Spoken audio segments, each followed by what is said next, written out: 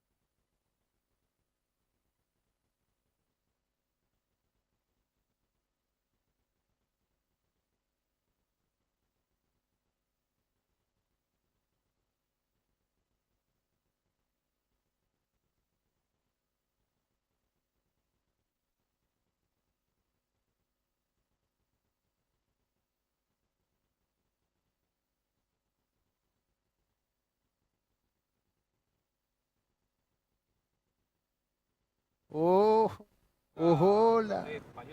Hola. Claro.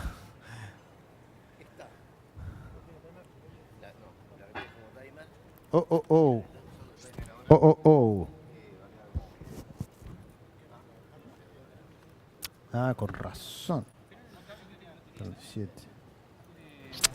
Oh, oh, oh. Oh.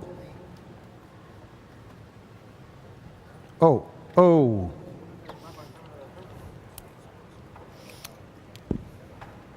¿Sabes qué, Benjamín? Quizás si puedes subir allá arriba con estas para chequear nomás que esté todo correcto. Ponete una directamente.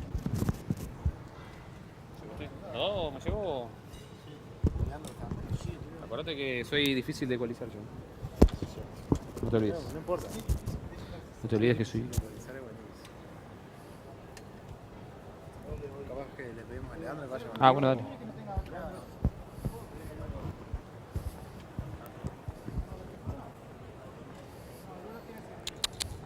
Hola. Hola, hola. Hola. Sí.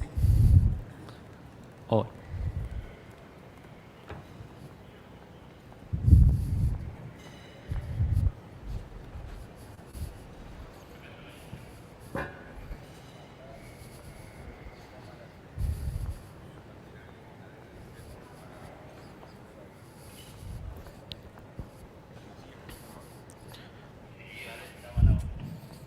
Es un verde. Es un verde. No, mentira.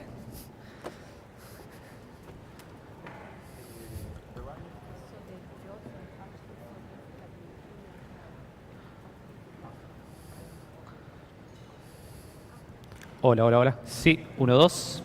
1, 2, 3. Voy a estar ahí contigo. Dame un segundo. Probando. Escúchame. 4, 5, 6. Hola, hola, hola. Hola, sí, 1, 2.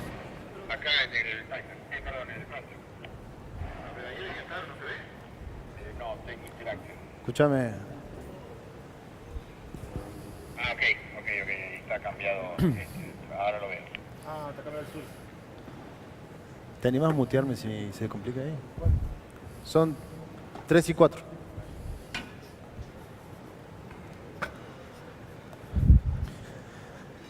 Oh, sí, 1, 2. 1, 2, 3. Probando. 4, 5, 6. Voy a subir contigo ahí un segundo y ya me vuelvo, Benjamín.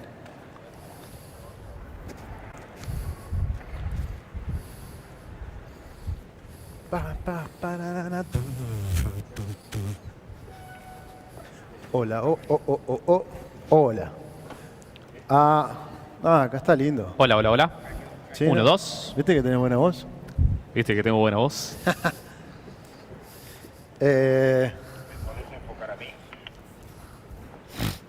Ahí voy para la lateral. Bien. Alejandro. Sí. Oh, sí. 1, No, 2. viste que acá arriba, o sea, tranqui, no tienen monitoreo casi, te diría. 2, 3. ¿Eh?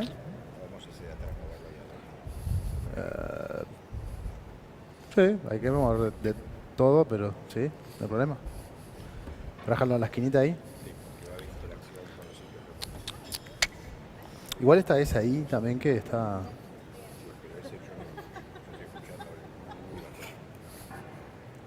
pero porque no está asignado, o sea, está muy chiquitito esto. Ok, digo, pero esa es la bocina, no sé si me está abriendo acá.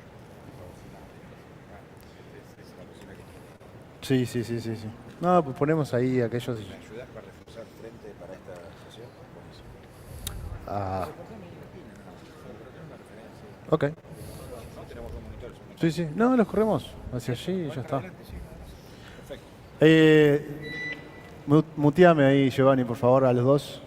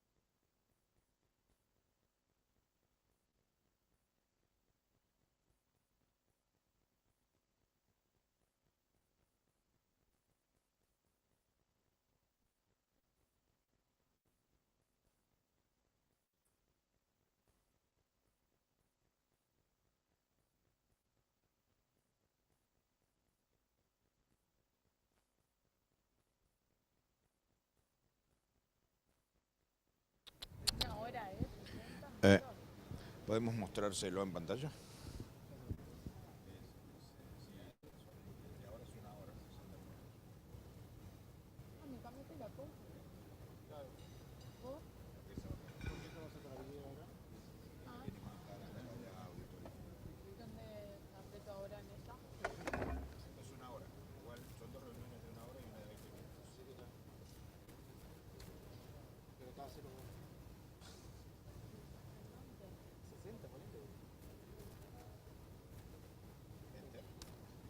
Ok. Claudia.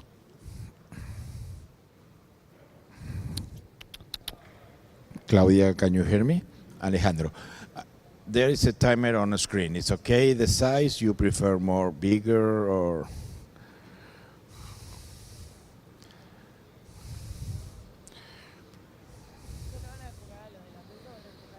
Claro, te lo digo de allá.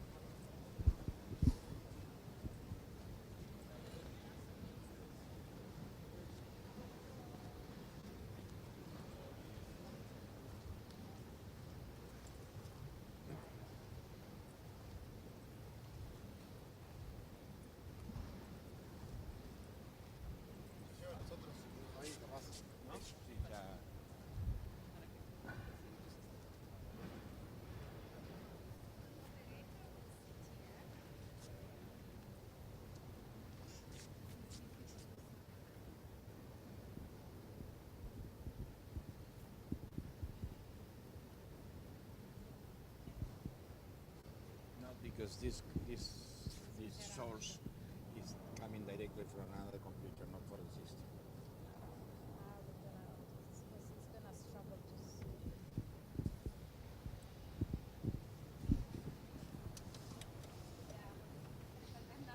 They lose the angle.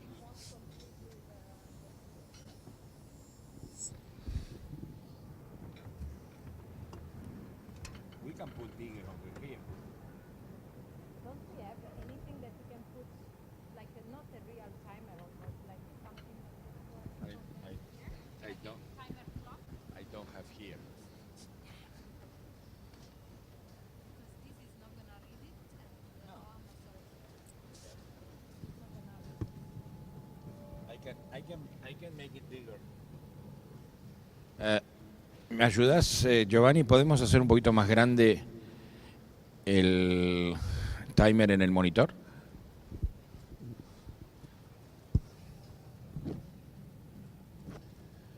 Por lo menos el doble de tamaño.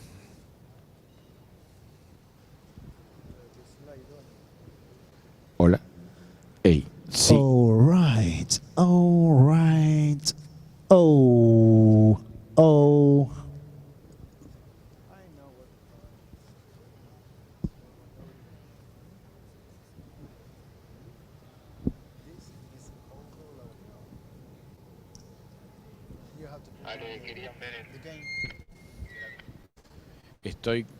Estoy con Claudia, necesito ver el timer en el monitor un poquito más grande. El resto que espere a que terminemos esto, por favor. Do not. Igual lo voy a bajar. I'm gonna pull it down a little bit. This.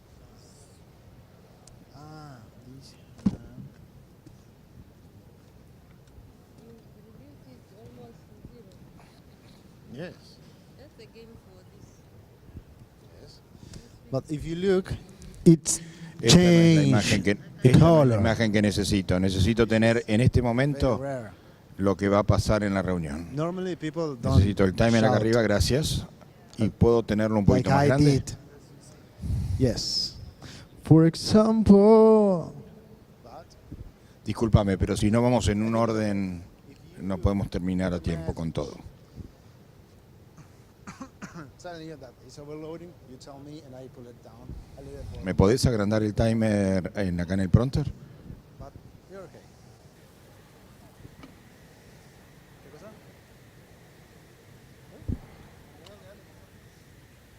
¿Puedes pasar el radio con Giovanni, por favor?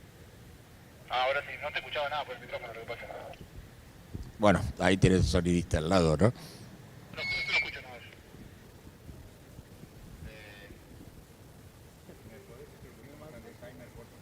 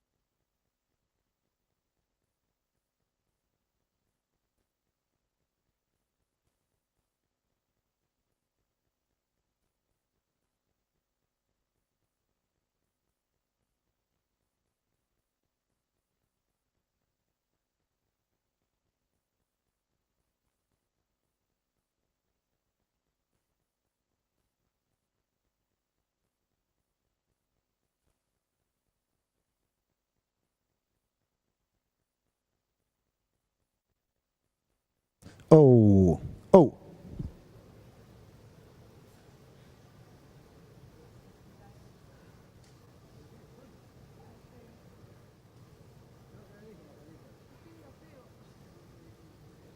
Oh, oh. Oh, oh.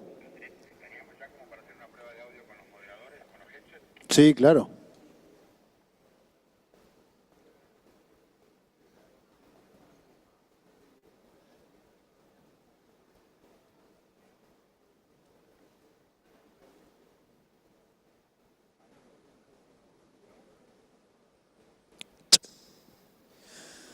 Oh, oh, oh, oh, oh.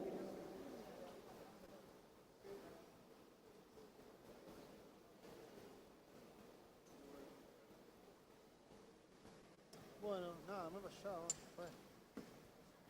Llevo dos micros y mi Racewatch. Capaz que una batería. ¿Qué? ¿Qué precio handy? Ah, viste. Re distintivo igual, Enormes. Y bueno, es lo que tiene. La Mercedes. Ay, no. No vuelvo cuando se zapa eso, ¿no? De la vuelta.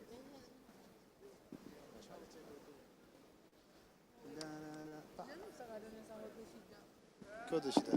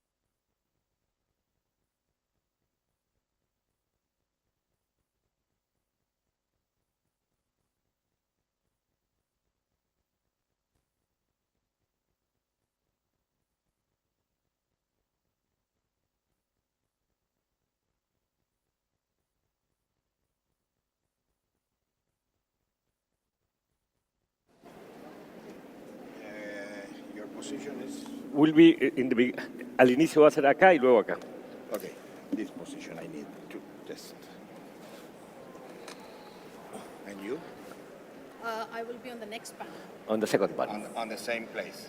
Yeah, in the same place. Yeah. Okay, can you sit here? Yeah. Okay, I will be here talking to you if you listen to...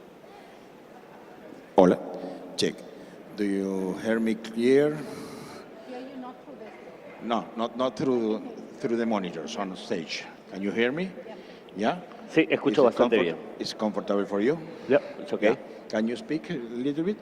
Sorry? Sí, claro. ¿Me escuchan bien? Creo que se escucha.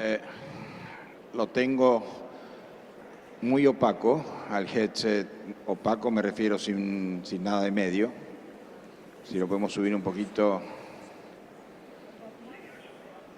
Por favor, el headset del señor. Sí, no sé, ahora me escuchan mejor. Está un poco más claro.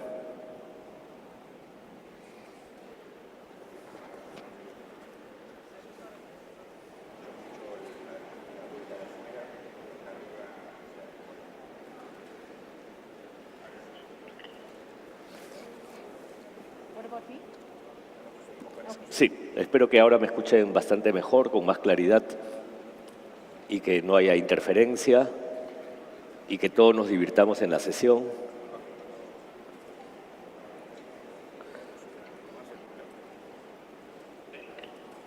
Sí, vamos a ver si ahora se escucha algo mejor.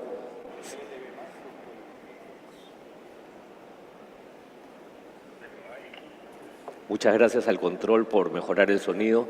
Espero que se escuche bien.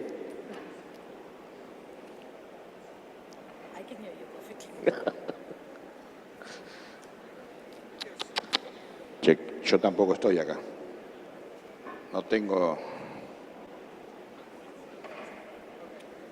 retorno. ¿Podemos solucionar esto? No me escucho.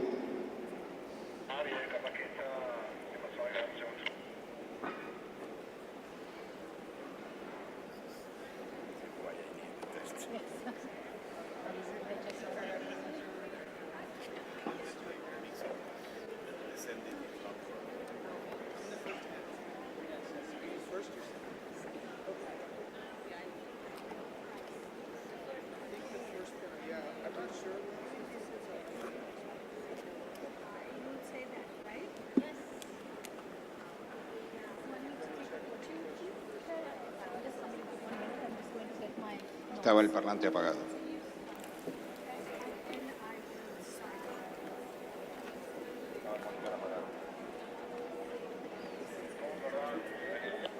El monitor estaba apagado.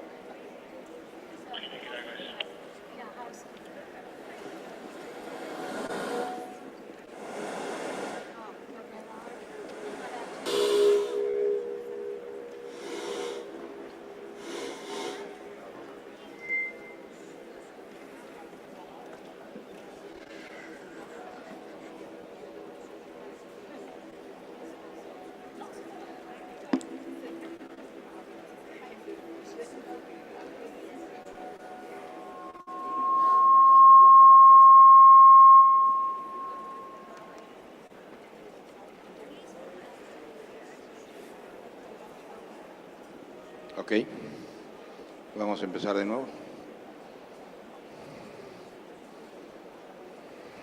1, 2, 3. Probando audio en escenario.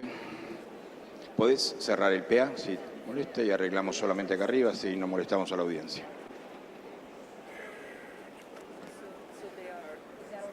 Uno, 2, 3, ahí estoy. Perfecto. Hola, check. Sí, ese nivel está excelente. Espero que también se me escuche bien, que haya retorno, probando audio del escenario. Bájame un poquito el headset. ¿Ahora está mejor? Pues está al límite de la copia.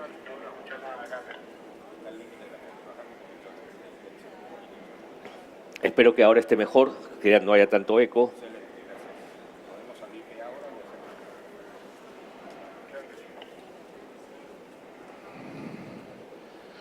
Uno, 2, 3, probando nivel de audio, check. Okay, can you... Probando 1, 2, 3, si el audio está bien. Perfecto.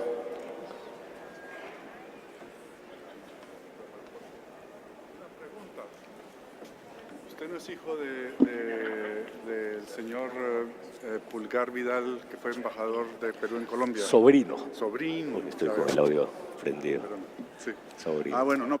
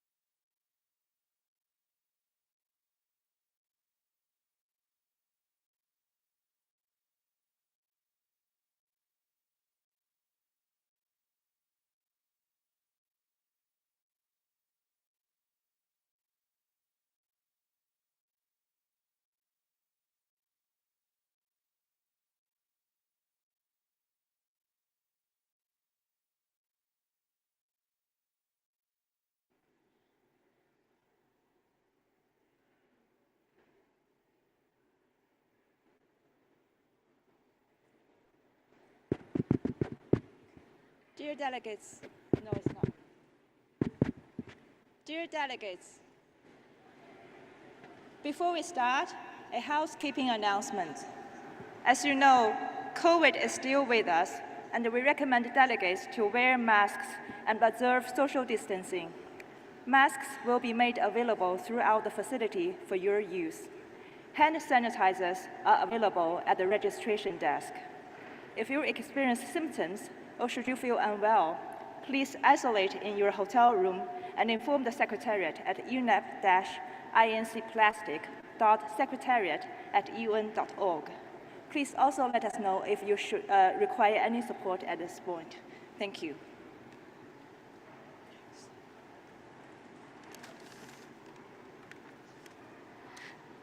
Good afternoon, everyone. I will keep it short so that we can get to the actual dialogue. I'm delighted to join you all here today for this dialogue. This is a bit of an experiment, something new that we're trying. So please forgive us if we don't get it right this first time. But we are all eager to innovate where possible. As the Secretariat to the process, we've had a chance to speak with many of you in the preparations for this INC and to hear out what you'd like to see. The one thing that is clear is that stakeholders are deeply engaged in this plastics agenda, and I'm not just saying it. The numbers do. With nearly 1,000 member states registered and over 1,300 observers, the numbers say it. They were here before this mandate came to life, and alongside member states have helped shape the path that we are on today. Yesterday and this morning, we heard member states voice their thoughts on what they would like to see as we begin this work to draft a global treaty. And we will continue to hear these voices throughout the week. The Multi-Stakeholder Forum brought with it a creative, vibrant energy to jumpstart this process. It was a powerful demonstration of all voices brought together on the same table. Today, we hope to take this dialogue further and really make it a two-way dialogue, another unique opportunity for all of us to hear each other's voices, to make it a space for ideas and aspirations to be heard, especially for the INC to then take forward the initiation of a multi-stakeholder action agenda. Also, for full participation, this is in the 6 UN languages, in a plenary setting, and is available online through Interactio and YouTube. With that, I am pleased to hand over to our wonderful moderators, Mr. Manuel Pulgar Vidal, Ambassador of the Climate Action Agenda and champion of the CBD Action Agenda, and hopefully also will be an ambassador for the plastics agenda. And Anjali Acharya, lead on the global plastic portfolio for the World Bank, who kindly agreed at the last minute to jump in with great enthusiasm to support us. Over to you. Thank you.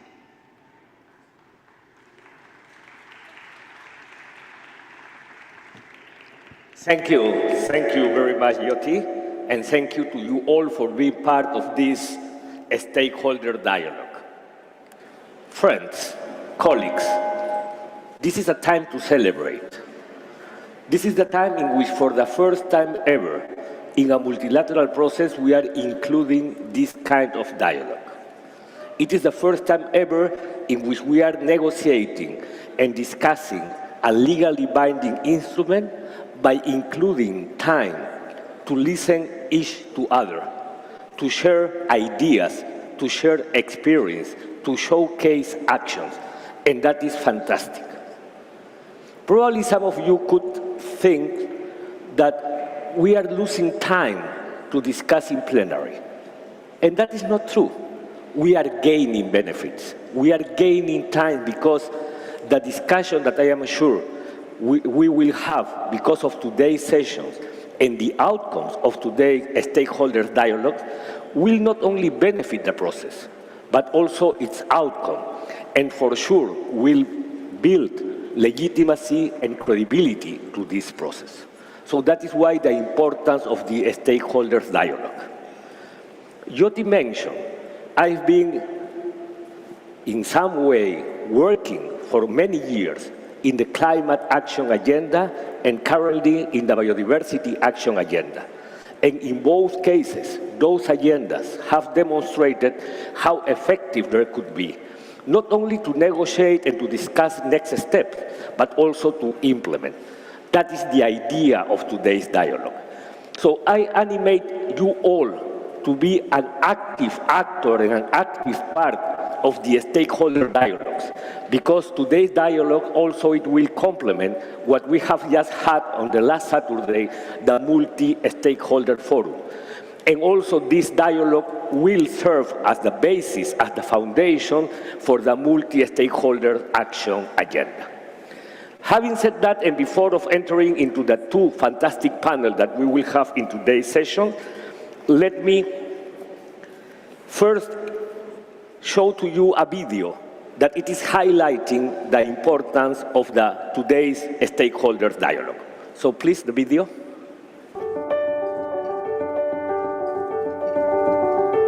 We want to innovate and be modern and see how we can ensure that all voices are heard. So we very much hope that this will set in motion this process that we will have over 2.5 years. 2.5 years where in a sense we'll have 5 mini COPs, 5 INCs, where the world will be together to finalize this text. So in 2.5 years we have a text that we can see the world agree on. That's what we're doing here in Punta del Este.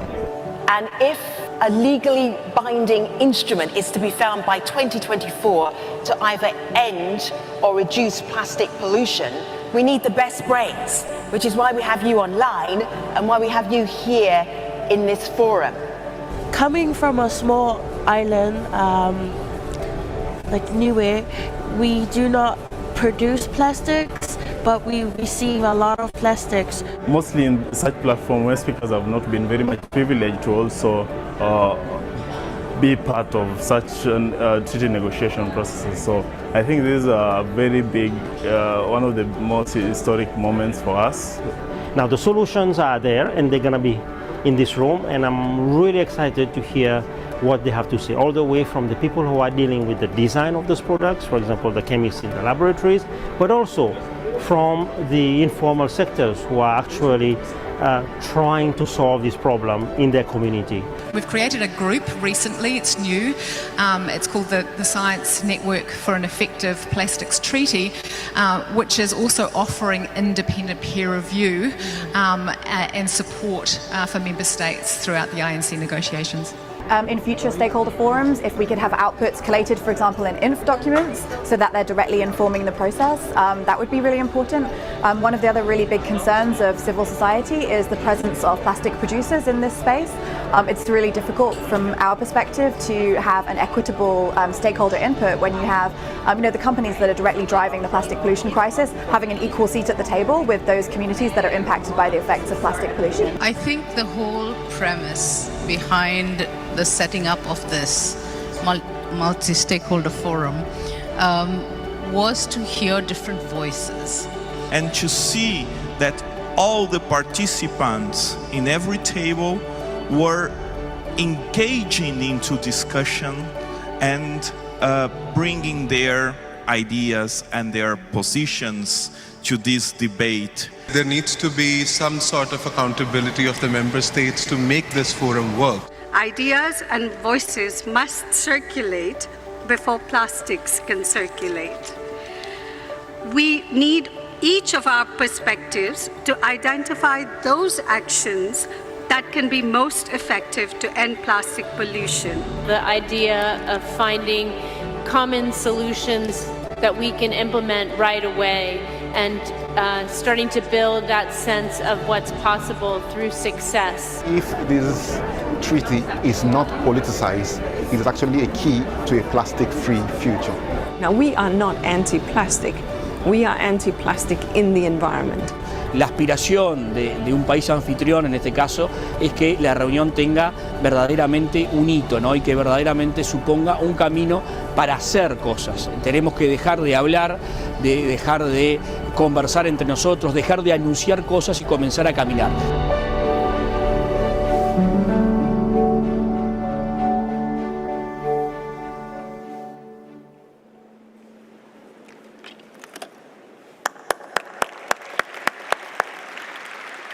Fantastic video. All the voices together towards a collective objective, towards a legally binding instrument to address plastic pollution. By working together, by integrating different voices, by walking towards that collective objective. So before entering into our two fantastic panels for today, let me introduce Sheila Agarwal Khan, Director of the Economy Division of UNEP, that will summarize the results of the multi-stakeholder forum that we had on last Saturday. Sheila, please. Good afternoon. Good afternoon, delegates. Over the next 10 minutes, I will go over the summary of what came out of the multi-stakeholder forum that was held on Saturday. We had about 1,000 participants, 500 or so of which were here in physical form, and the others participating online. And across the online and physical participants, we had a regional mix across all regions of the globe. We had a stakeholder mix across all stakeholders, from some 38% NGOs to governments, industry, intergovernmental organizations, scientific institutions, youth, civil society, and some were not listed to any specific group. The day started with Minister of Environment, Mr. Adrian Peña from Uruguay, who talked first about plastics being the biggest example of unsustainable consumption and production. He talked about our use and throwaway society. We then went into what the science tells us is needed for a system change. From one, reducing the size of the problem, eliminating unnecessary plastics, for example, single use, to removing hazardous additives in plastics. We talked about plastics that are built for circularity at the design stage upstream, and then once they go into the economy, how do they circulate in the economy in a circular manner through reuse, refill systems, through recycling systems, and then what do you do with waste when it comes to the recycling end, and if not recycled, what do you do with the legacy plastic that appears in the environment? So the stakeholder discussions that Saturday were revolving around three areas: eliminating and designing for circularity, circularity of plastics when they're in the economy itself, and then what you do with waste minimization and remediation. And the outcomes across these different roundtables that were held asked for a set of guiding principles that should land their way into the treaty. They asked for, one, the guiding principle of making the circle of plastics smaller by reducing plastic production in terms of, for example, the volume of plastics that cannot necessarily be turned into a circular plastic. They asked for another guiding principle, which was to use a life cycle analysis of plastics, and then a risk assessment of alternatives so that we don't end up with an agreement that then causes problems in another part of the atmosphere.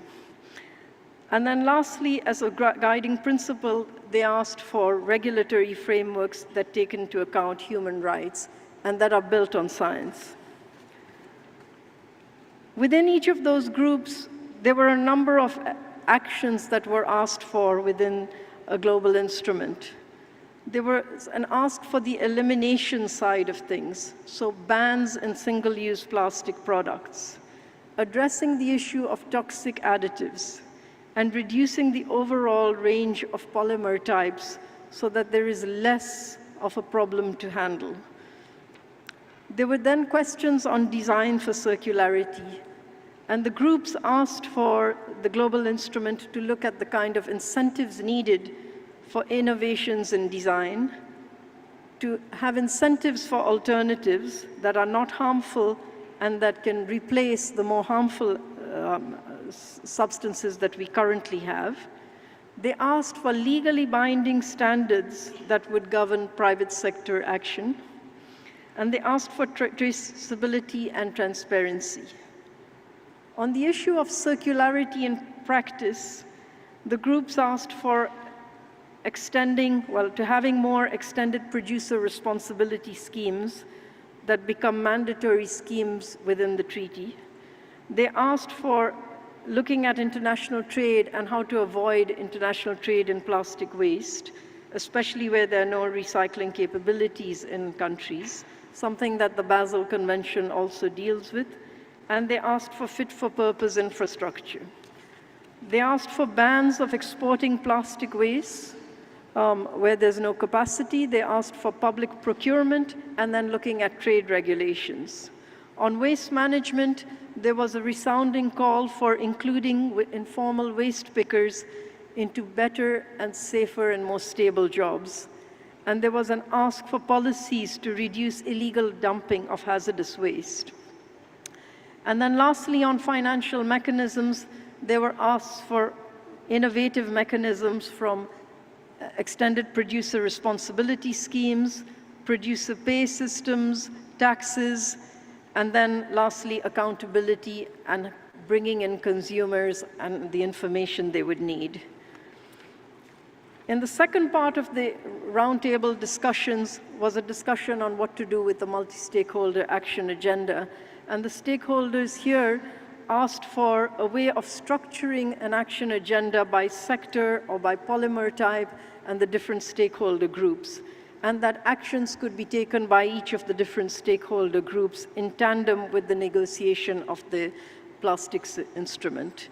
They asked for also, in terms of further evolution of this process as the INC progresses, there were calls for looking at how to discuss agenda items of the INC or specific technical issues that the INC faces prior to each INC, so that the member states could benefit from the advice and suggestions from different stakeholders. And they asked for opportunities for then these stakeholders to communicate some of those challenges and gaps directly to policymakers. Thank you very much.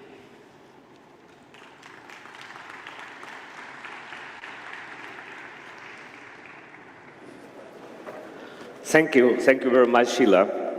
Good summary of a fantastic multi-stakeholder forum on last Saturday. So before moving into our first panel, let me remind to you all the objective of today's dialogue. First, it is to identify needs and interests in the intergovernmental negotiation, something that it is key if we are building trust and confidence to this process. It is to facilitate a two-way dialogue to allow a diversity of voices during negotiations. And finally, it is to provide a space to share ideas for the future of the dialogue and how to initiate a multi-stakeholder action agenda. Those are the three objectives.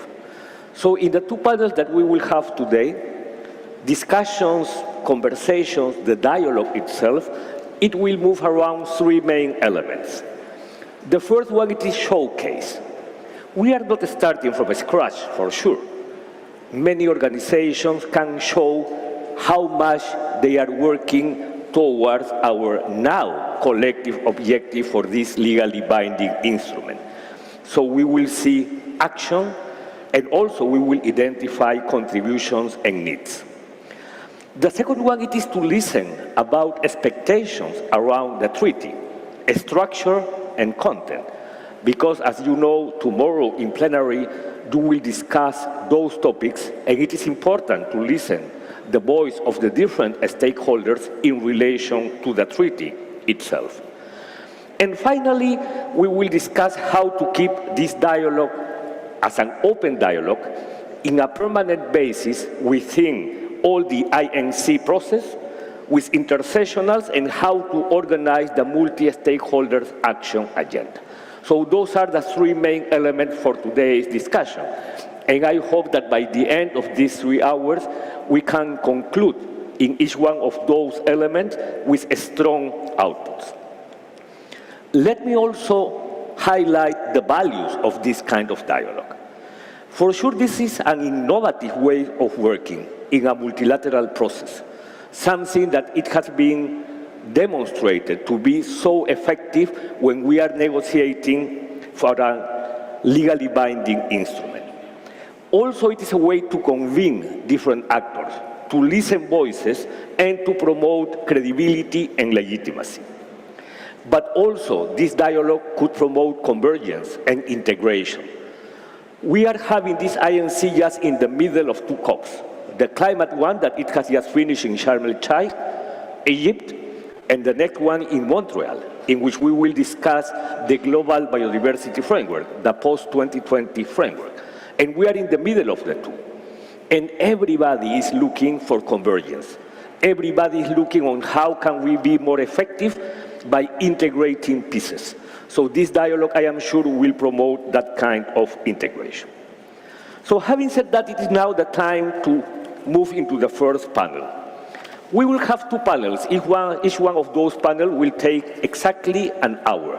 We will have 30 minutes by our panelists, and then 30 minutes to have you physically here in the audience and people that it is following the INC1 online to participate.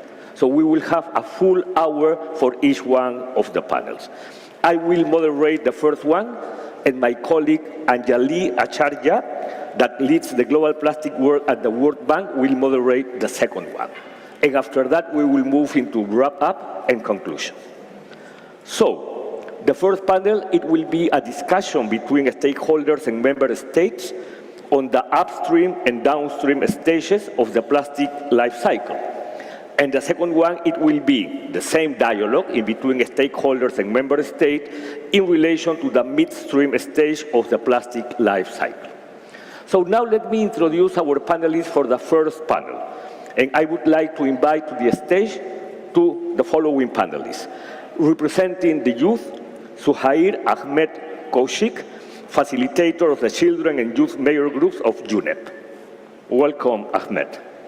From the academia, Bethany Carney Almorth, Associate Professor at University of Gothenburg. Welcome, Bethany.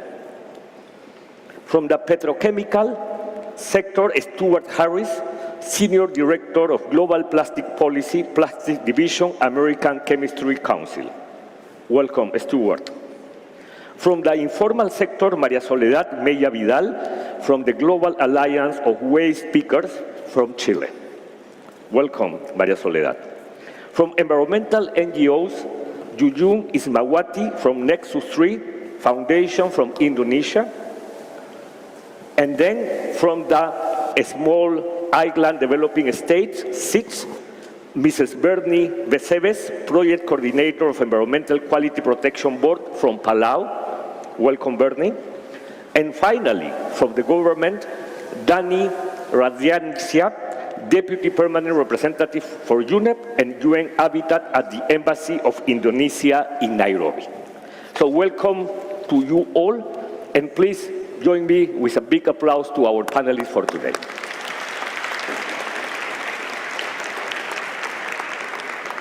Okay, friends, so I will move now to here. You know that we have a couple of questions for each one of you. And I would like to encourage you for 2 things. Try to take no more than 5 minutes in your intervention, and I hope that we can do it very interactive. And also put the mic close to your mouth to listen you all clearly. So to you first, Suhair Ahmed. So the idea for today it is to discuss what is the role of your stakeholder group and what will be your actions to end plastic pollution by 2040. But also if in your answer you can also address, what do you need to see in the treaty? What should the treaty cover? Bismillahirrahmanirrahim. Hello everyone, I'm Zuhair from the Children and Youth Major Group. So first of all, young people are driven by emotion and feeling, and they feel that the entire society is impacted by this plastic pollution. And they are obviously concerned about it, and they have taken actions in many spaces. First of all, the role of young people. Young people are the most innovative ones. We are innovating a lot of eco-friendly alternatives of plastics, and we are trying to introduce to the market and to the people so that they use that and reduce the plastic pollution. And another role that young people is playing very good is that we are raising awareness among other stakeholders. We are bringing the voice of other stakeholders, because young people, they don't think, they are the less selfish one. They think about other stakeholders, and most of the time they also bring the voices of other groups like indigenous women and others. So what I believe that a lot of people, they are impacted by plastic pollution, but they don't know how they are being affected. So young people, they should play a very important role in educating fellow youth and raising awareness about this INC process and the ongoing process for the global treaty on plastic pollution. And they should, make governments, businesses, and other stakeholders accountable because it is affecting our life, and the decisions being made here will be impacting our life and the future generations as well. And I just want to cite an incident from Dhaka that in many cases we have seen the young people from the low-income group, they are forced to live in a very hazard-prone area. And in many cases we have seen that in the fire incident in plastic producing industry factories, and that actually caused death to young people and children. So we have to share this message with the people that the factories that should be moved in different places, not the places where people are living, and the the low-income people are forced to live. And the second question was, can you just go through the second question? The second question, it is more related on what do you expect, what do you need to see in the treaty? What should the treaty cover? Okay, the first one, young people, we are coming up with a lot of innovative solutions, alternatives to plastics, and I believe that the treaty should have the provision of supporting young people's innovations. Governments should provide supports, finances, technologies, and incubation for the green entrepreneurs. And I believe that taxation benefits and the tax waivers for the eco-friendly entrepreneurs should be given. And also this treaty should recognize the technical capacity building of youth and young people, so that young people can come up with a more innovative solution for making sure that the plastics are more recyclable, and we are eliminating toxics from the entire life cycle of plastic. And also, we want another thing is there's a transfer of technology. We know there are some of the technologies available in different countries that is not, maybe we didn't try to scale that up. We need to scale that up, and we have to make sure these technologies are transferred into where we don't have the technologies. And one thing that should be mandatory is that we should impose, tax on the polluters, because these polluters are affecting our life. It's killing our people, and that's why we have to impose taxes on the people, on the polluters. And this treaty should also have one very important item, that is the grant-based funding provision for the LDCs, so to make sure that the circular economy approaches are, operated in the low LDC countries. And we, through this treaty, we have to address the humanitarian rights-based approaches. And we also should recognize the role of young people, because young people are playing a lot of roles. I mean, most of the time, young people are often seen as the very homogeneous group, but young people are the most diverse one. We are early career scientists, we are educators, we are activists. So we have a lot to play, but it's not often recognized by our older generations. So, I mean, this treaty should recognize the power of youth, the role of youth that we can play to eliminate plastic or end plastic pollution by 2014. And also, I mean, obviously this process is ongoing, and what I believe that young people should have their voices heard, because most often we don't have any, we cannot provide inputs to the negotiations, right? We have Children and Youth Major Group, we provide general remarks, and for the policy positions that our countries are coming up with here, I think that they should also, you know, operationalize their national processes for accumulating information and recommendations from different stakeholders. And most often we have seen that some of the member states, they prefer to sit with the experts for, you know, for maybe forming their policy position, but they also need to sit with youth and children for that. I think that that can be done. And obviously, we also need to think about cleanups. I think funds should be available for cleanups because we have dumped a lot of plastics in the ocean already. So we need to care about that. Thank you. Thank you. Thank you very much, Suhair. So now let's move into you, Bethany. The same question, so the role that you are playing, that your group is playing, and how much your actions will contribute to address plastic pollution by 2040, and also what are you expecting, what are your needs in relation to the treaty.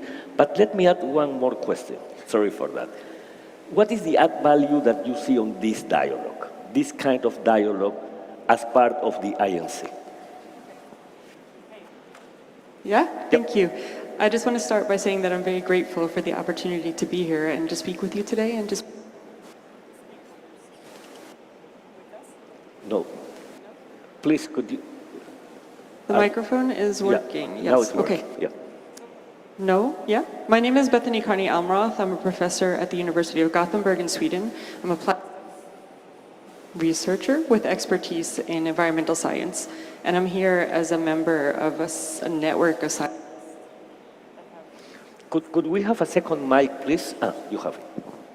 Thank you. Okay, is this better? Yeah, okay, we'll try this one.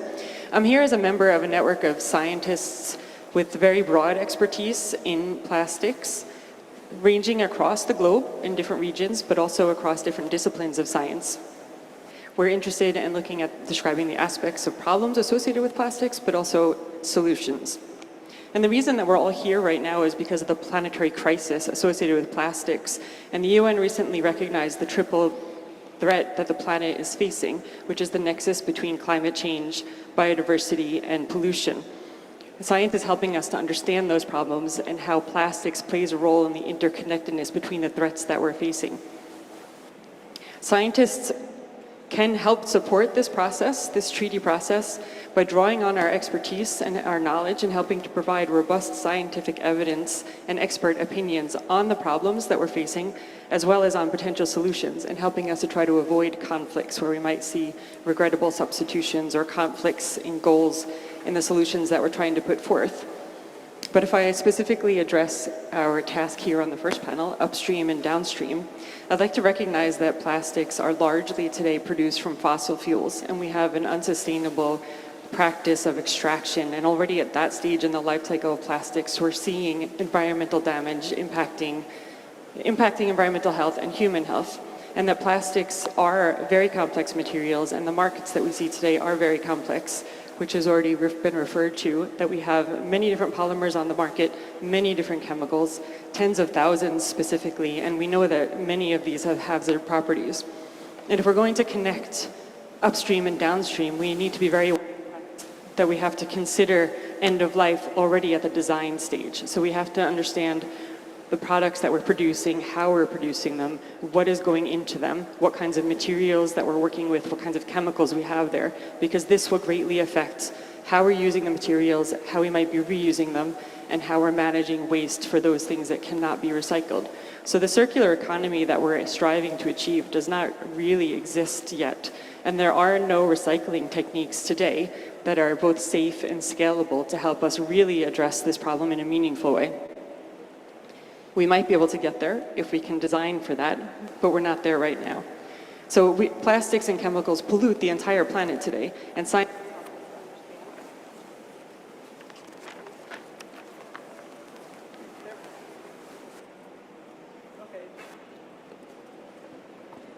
Try that one again? Yeah.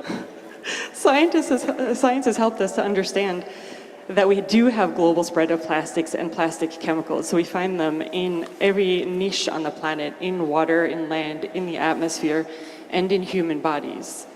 New evidence is coming out constantly that is showing us where we have exposures, but also where we have effects.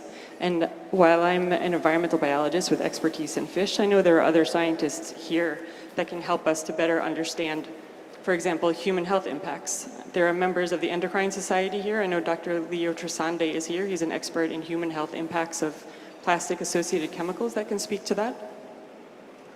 Can we do that?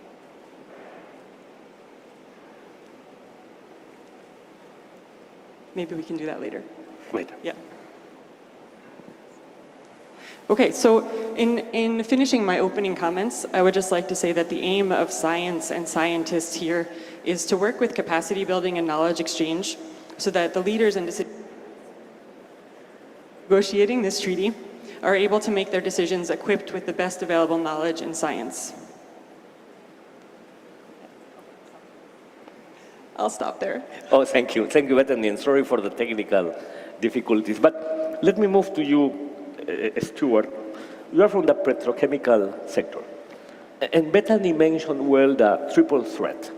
No, we know IPBES a couple of years ago when mentioned the drivers of nature loss or biodiversity loss. One of those it is related to plastic pollution. It's clear. And when we think about the climate debate, we know that one of those big challenges it is related to phase out gradually of fossil fuels. So the role and the actions of your sectors are key when we think about on end plastic pollution by 2040. So how can you, your sector for sure, can contribute to that objective and also what you are expecting for the treaty? So thank you. I am not sure if it is a problem of battery or antenna. Thank you. Check, check.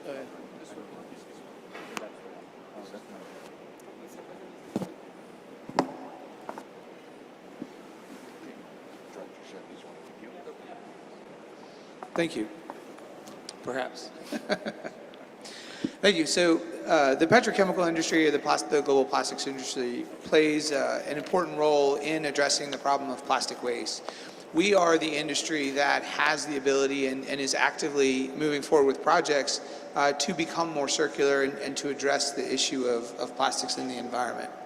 In terms of what we're doing and to address that goal of ending plastic waste in the environment by 2040, many of our companies are investing and deploying technologies today to become more circular. And when we look at this issue, we really look at the opportunity that our sector has taken to transform our industry. And so in the past, we've produced plastics for the value chain, it's moved through the process, and we end up at the end of life with disposal and some recycling options. But we've taken a new look at that linear system, and we've already started to transform and really remake our industry to become more circular. And so when we look at plastics, and you mentioned most plastics come from fossil fuels, we're looking to diversify that. And so of course we have plastics from bio-based sources that have been implemented, but when we're looking to address the issue of plastic waste, the opportunity and the innovation that we've seen in our industry is to take plastic waste and use that as an input, as an alternative feedstock for production. And so across many recycling technologies, we have seen the opportunity to take this plastic waste and pull it back into the system, back into the economy, creating demand and being able to capture that value from end-of-life plastics. And many of our companies are already investing in this technology. As I said, there are announcements, it seems like every day. A recent project actually was announced in a joint venture in Indonesia. There are many projects in the United States and Europe. And so as we look to transform the industry, we have a plan to become more circular. The opportunity in the global agreement is for governments to help accelerate that plan. And again, we're seeing a tremendous amount of investment in the developed world and not as much investment in the developing world. And so how can a global agreement help us to unlock private sector investment, private sector innovation, especially in the developing world, to accelerate this transformation that our industry is undertaking to become more circular? How can we create the supply chains to make sure that plastics at the end of life are able to come back and become inputs for new production? And how can we as an industry design those products better so that when they get to the end of life, they're able to come back through the system? And so both the opportunity is to find a way to make that circle and that transformation to the circle move more quickly, but especially to have that transformation happen across the world, not just in the developed countries, but also in the developing countries. Okay, and Stuart, because we have some more time, what is for you the add value of this dialogue? How much this dialogue could contribute to the INC process? So I appreciate it, and I think the added value of this dialogue is exactly what we see here on the stage. It's bringing the diversity of voices, and the next panel as well. And as the youth speaker said so eloquently, none of our sectors are homogenous or monolithic. We all have diversity within our sectors. And so bringing the business community in isn't just bringing in the petrochemical industry, it's bringing in the different voices of the value chain.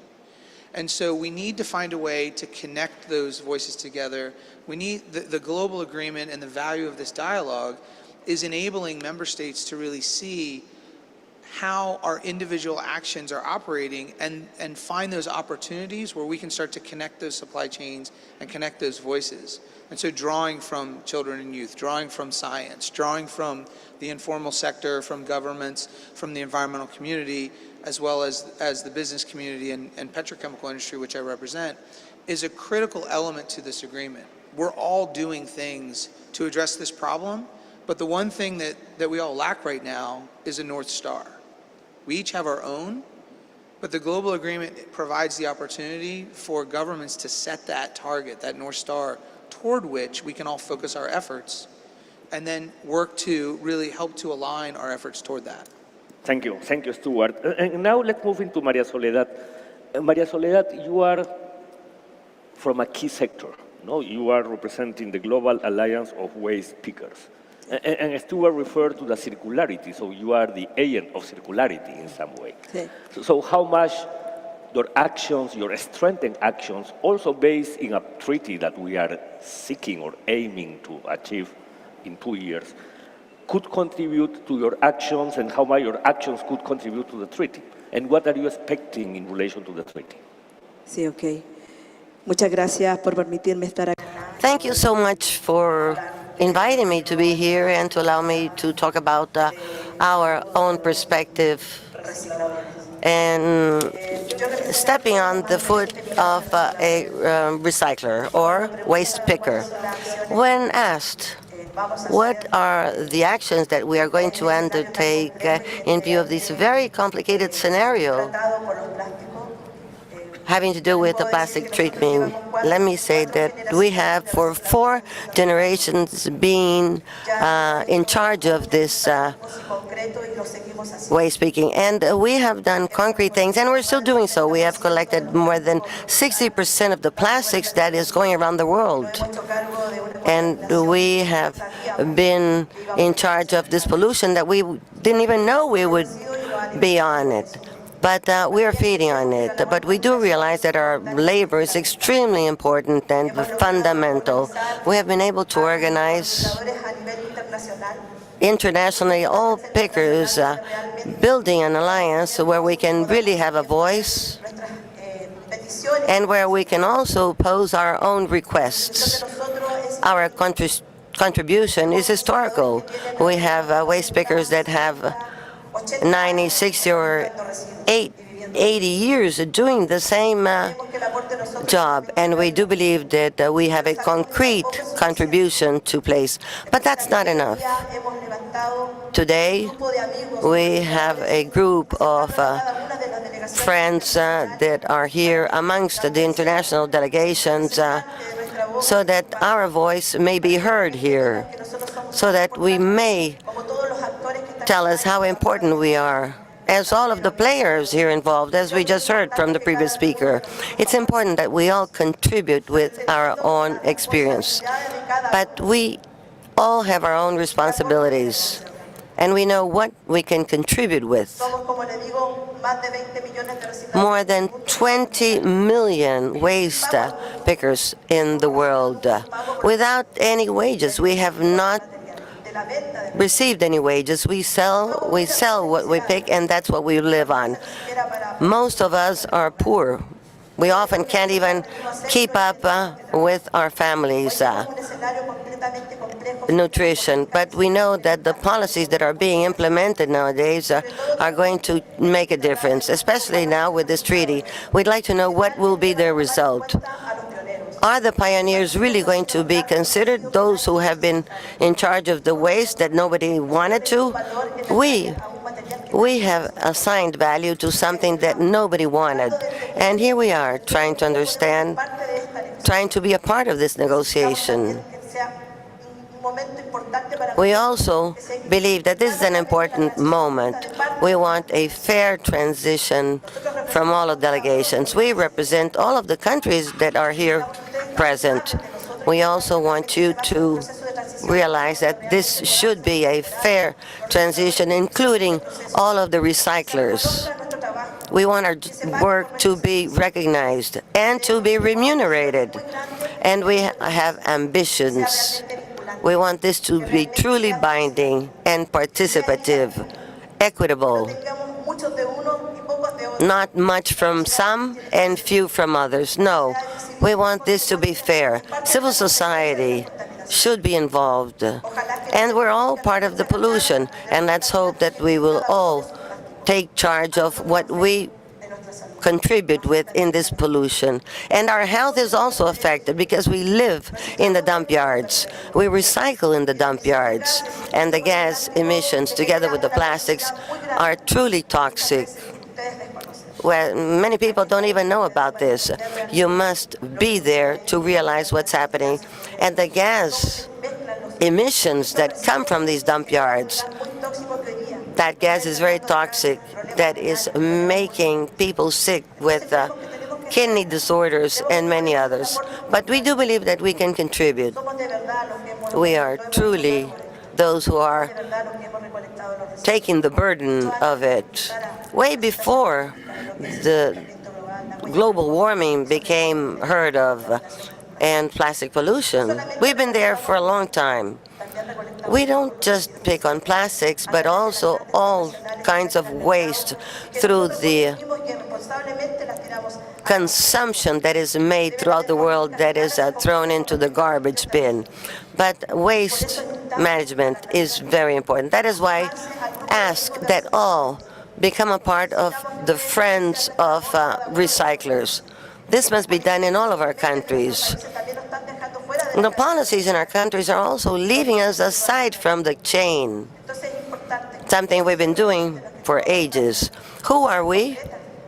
We are doing concrete things, and that's us, and we are doing this very much aware of what we're doing. So we make an appeal to all nations to help us out, especially the petrochemical industries, to be in charge and responsible for what they're doing, especially the plastics in the dump yards, in our rivers, and in our lakes. Thank you for your attention.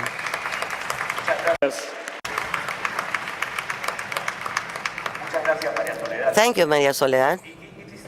The waste picker has been so historically important in promoting circular economy, recycling, and also a bit sad that historically it's a sector that it has been rejected.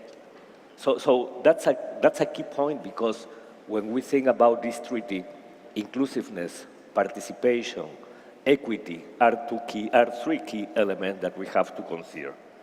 So Yu-Jung, based on that, based on the role that environmental NGOs has had in promoting the end of plastic pollution, how do you think that role it could be strengthened now when we are moving into a treaty?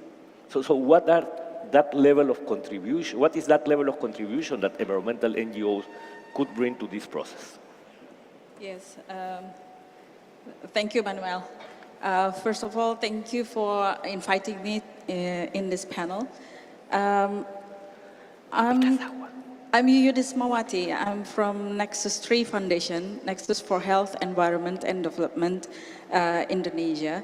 And I'm affiliated to IPEN, a global network, and also Break Free from Plastic. So for this, your question made me think about a couple of things. First, plastic is a marriage of carbon and chemicals. And I believe our panelists here can attest that too. That's why we we've seen the productions of plastics, but also the growing of a chemical and petrochemical industry. So over 99% of the plastics production is made out of carbon and fossil fuel. And that's also contain a lot of harmful chemicals that some of them maybe we don't recognize it. The second, at the end of life of the products or plastics, we were told that plastic can be recycled, but in the last 50 years, data showed that only 9% of plastics have been recycled globally. So, so this made me think about the third item, the third point that come to my mind, that chemicals used in products are not easily recognized or identified by consumers. So when it's recycled, we don't know what kind of chemicals being recycled as well. So this is also what I've seen on the ground, that a lot of plastics that exported to developing countries was supposed to be recycled. But on the ground, I've seen different situations. Probably half of the exported waste being burned by the communities because it has no values, or it has no cannot be recycled, so no brokers wants to buy it from them. Our findings in Indonesia and also in several countries shows that these toxic chemicals also accumulated in food chains. For instance, in Indonesia, we found in chicken eggs around the dumping site containing dioxins, the second highest after a village in Vietnam that was affected by Agent Orange during Vietnam War.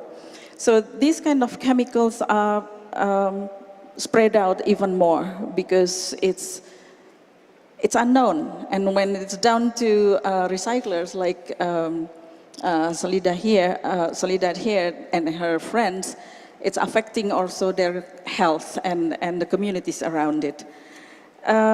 So we found also in other studies that we collected more samples, kitchen utensils, children's toys, that's also containing a lot of harmful chemicals. So in short, what we are going to do in this forum or contribute to the next 2040 is we keep doing what we are doing, collecting samples, empowering civil society, informing publics and our policymakers that the impact of plastics, and it cannot be recycled without ridding off the toxic chemicals. So non-toxic circular economy, that's what we would like to see. Thank you very much, Yu-Jung. And remember that after the panelists, we will have the opportunity to listen to you, member states, stakeholders, and also people online. So now let's move into you, Bernie. you are from SIDS, from a small island developing state, from Palau. You have just gotten a fantastic step forward in the COP27 with the loss and damage financial mechanism. So this treaty is also about ambition. So what does it mean, ambition, for a small island in relation to this treaty? And also, how do you think we could keep this dialogue open within the INC process, and how useful it would be for the process? Thank you for that question. Ambition. I'm sure my colleagues from the other Pacific SIDS realize and understand the meaning of that word. We are small island developing states. However, we are at the receiving end of, we're at the downstream of the life cycle of plastics. And because of that, most of us have the legal framework in place, and we have facilities in place to address plastic pollution, to address our solid waste that we produce in our own islands. However, all of that is being overwhelmed by the plastics that do wash up on our shores. And I was very encouraged by your comments, Mr. Harris, about addressing or ending plastic by 2040, and your goal to become circular. And using plastic waste to put it back into the economy. Those are, I believe, ambitious goals as well. And I hope that as you develop those goals, a part of your goal is to come visit any one of the Pacific small island developing states.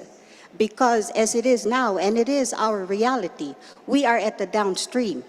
So as you finalize, as you put your goals, implement your goals, you are on the upstream. You have the power to design. So as you start designing, come visit us, come see how our islands are, come see our facilities. So as you design at the upstream, you can ensure that when you design, you make sure that from production, as it leaves your factory and your facilities, keep in mind that we are at the downstream, we will receive it at the end. So keep that as you design. So intersessional working groups on themes, especially activities and clusters for each stage of the life cycle to promote dedicated conversation on the design of the instrument as well as means of implementation. And this is because when focusing on means of implementation will enable Pacific SIDS like Palau to fully implement the objectives of this legally binding instrument that we are working on developing. Thank you very much. Thank you. Thank you very much, Bernie. So Danny, the same question to you. How ambition looks like in relation to the treaty and based that you're representing a government? And also, how can we keep this dialogue open within the INC process? Thank you very much for the opportunity. At the outset, I would like to thank UNEP for inviting us to be a panelist, and for the organizer to put me at the last speaker, because it's always beneficial as the last speaker. You have the perks of listening to the previous speakers, and I can just pinpoint. I agree with what Zuhair said. I agree what Bethany said. I agree what Yuyun just said. So I mean, it would be easier for me. But ambition, yes, indeed. And we are living in a world of very rich information. And I remember the president of Uruguay, during his opening statement, he mentioned that we live in an era of information, that we cannot be, again, you know, everyone has to be known, has to know everything, because information is very easy. And having that information open up level of ambition for all of us here. But of course, it's always a $1 million question. whether we are ambitious enough, whether that those information are enough for us to continue to the next phase. But I would look at it this way. What we are doing now is charting the uncharted. We are doing, we are trailblazing. Boldly go where no one has gone before, right? I know you know that reference. So I think we as member states, we always cherish and value the input and advice and information from other stakeholders, because it informs us, it advises us, it becomes reference for us as member states to go to negotiation. And with having as many information as possible, we can be more ambitious, And I think we as member state, I personally, have reaped the benefit of engaging with stakeholders. So I think this is something that is very beneficial, and we would like this to continue in the future. In Indonesia, we currently have our national target and indicator for waste management. Like we 30% waste reduction by 2025 and 70% waste handling by 2025.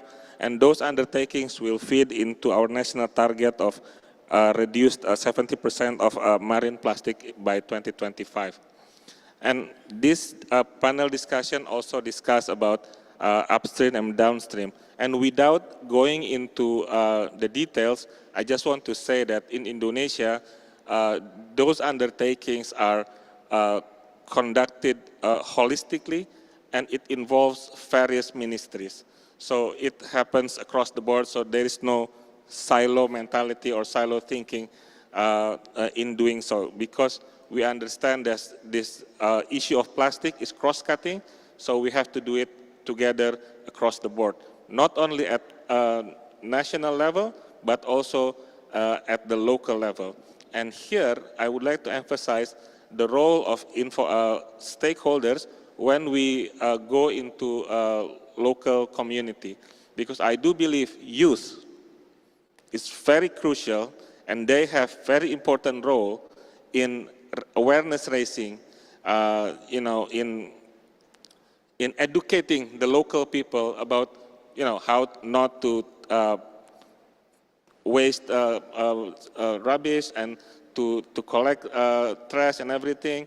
So I think, I just agree what our first speaker just said in the beginning, because I cannot emphasize more the important role of youth in this undertaking, because in the next 20, 30 years, they will be the one who leading the country. They will be the ones who become, executive director of UNEP, president of Indonesia, prime minister of UK, whatever. But they will be the one who lead this, the world. And of course, this type of conversation should continue. We cannot stop it. And we can do it in many, many avenues. First, we as member states, Indonesia as member state, is always open for discussion with any stakeholders. Come to me, come to us, we can have a fruitful discussion over lunch, over coffee, whatever we do it, right?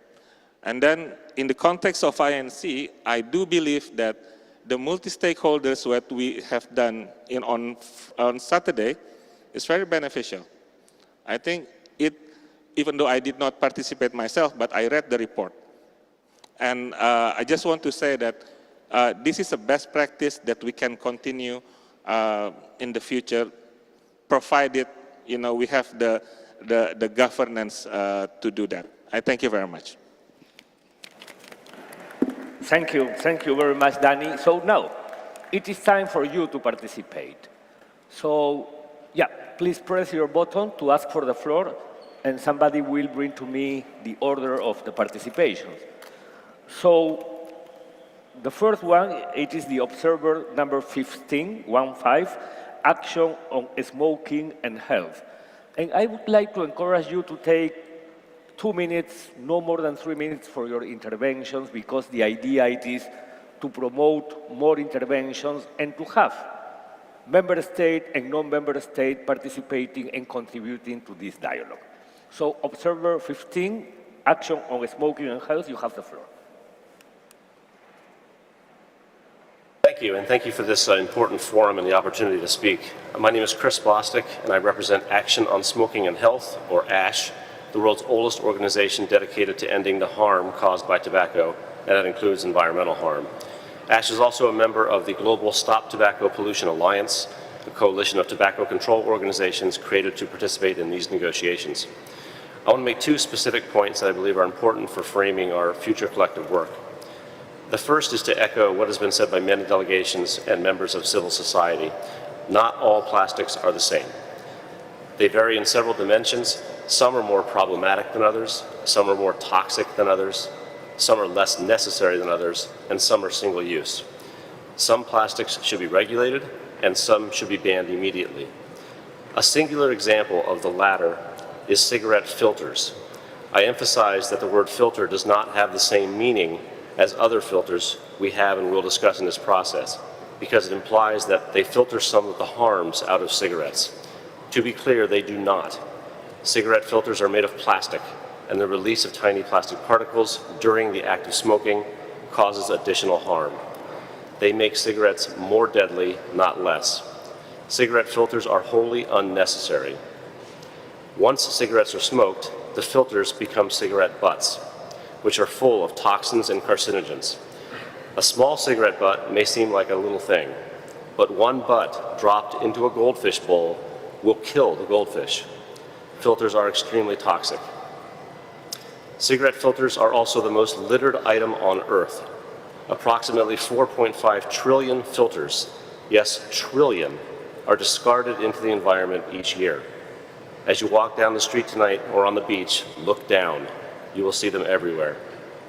Other forms of plastic are also problematic, toxic, and unnecessary. They should all be banned, and we should spend our time discussing more difficult topics. My second point is this. Just as not all plastics are the same, not all stakeholders are the same. I urge delegations to account for inherent conflicts of interest as they weigh input from observers.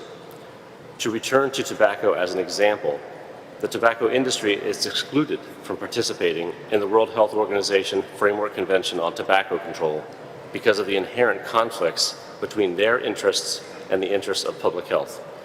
Not all conflicts of interest are as stark, but I urge you to consider those conflicts. The emphasis on inclusivity is laudable, but the problem we address is too severe to worry about ensuring continuing corporate profits. The overall good of society, environmental, health, human rights, and yes, economic, should be our overriding goal. Thank you very much, and best of luck as you move forward. The world is depending on you. Thank you very much for your participation.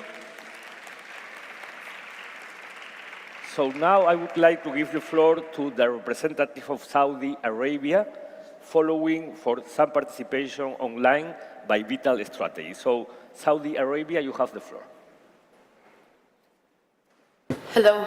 I want to start off by thanking all distinguished speakers for providing an important perspective to this discussion.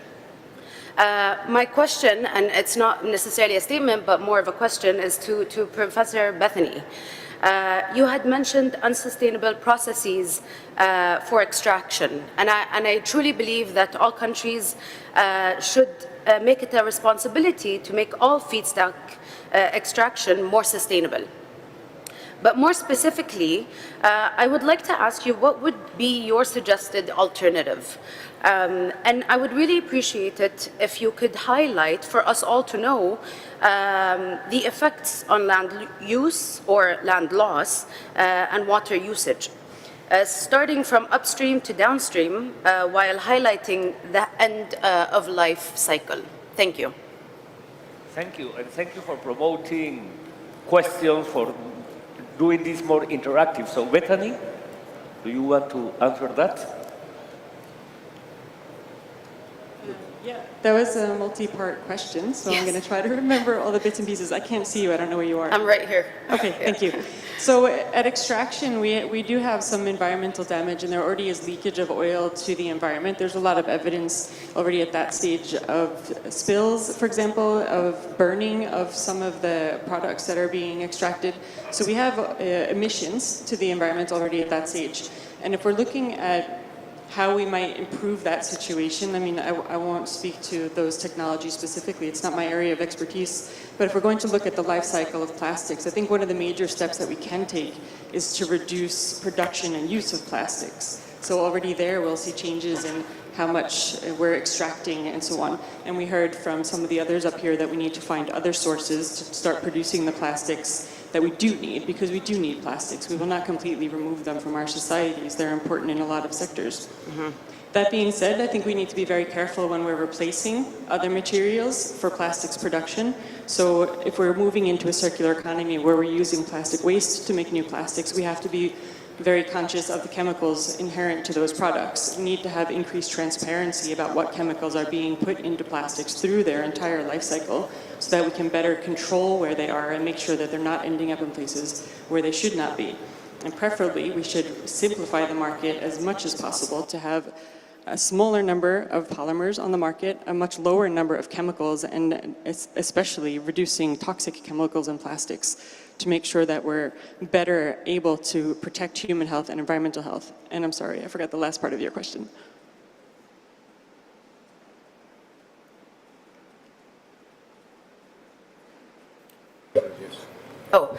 Thank you. It's more specifically to address suggested alternatives to those plastics and what that means to land loss and water usage, as well as highlighting the end-of-life cycle. So you make some very important points here in terms of land and water use, because if we are replacing fossil fuels, for example, with other materials, we need to be very conscious of the fact that there might be conflicts there in terms of, for example, food security. If we're looking at using different plant-based materials, for example, to make plastics. So these are things that we need to be very aware of. And this is a place where science can help us to try to understand where these conflicts might lie, so that we can avoid creating new problems and finding solutions. And when we're talking about end of life, ideally we should get to, if it were possible, a zero waste scenario. And right now that seems very insurmountable, but we're taking first steps to move in that direction. And if we could achieve true circularity, we wouldn't have as much waste as we do now, and then we would move away from end-of-life issues. And as we've heard from a number of our speakers today, we have very large problems at end of life and mismanaged waste that are affecting both humans and the environment. So these are big problems we need to address. Thank you. Thank you, Bethany, and thank you for the representative of Saudi Arabia. So now we will have a participant online, Jorge Alday from Vital Strategies. UN Environment Program, delegates of member states, and esteemed civil society colleagues for the opportunity to contribute. My name is Jorge Alday.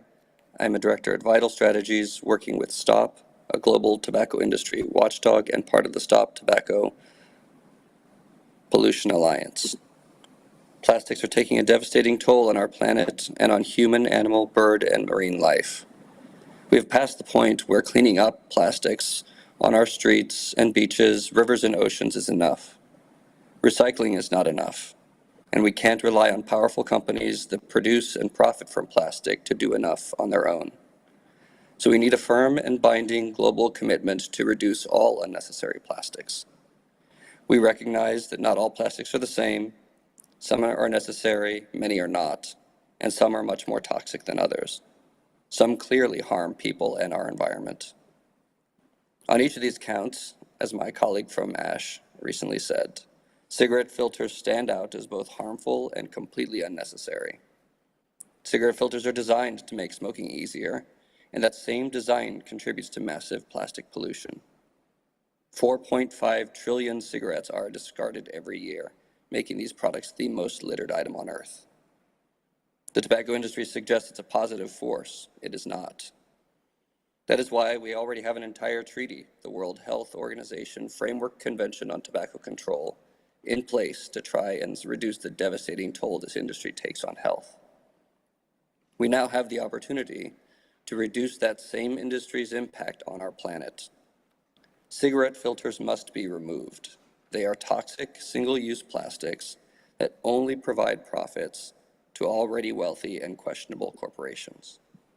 For this meeting to deliver a future with less plastic pollution, tobacco should not be afforded any exemption. A decision to ban filters in cigarettes, most of which are made from plastic, is perhaps the fastest and easiest way this meeting could contribute to global public and environmental health. Thank you. Thank you very much to Jorge Alday. Now I would like to give the floor to the representative of the European Union.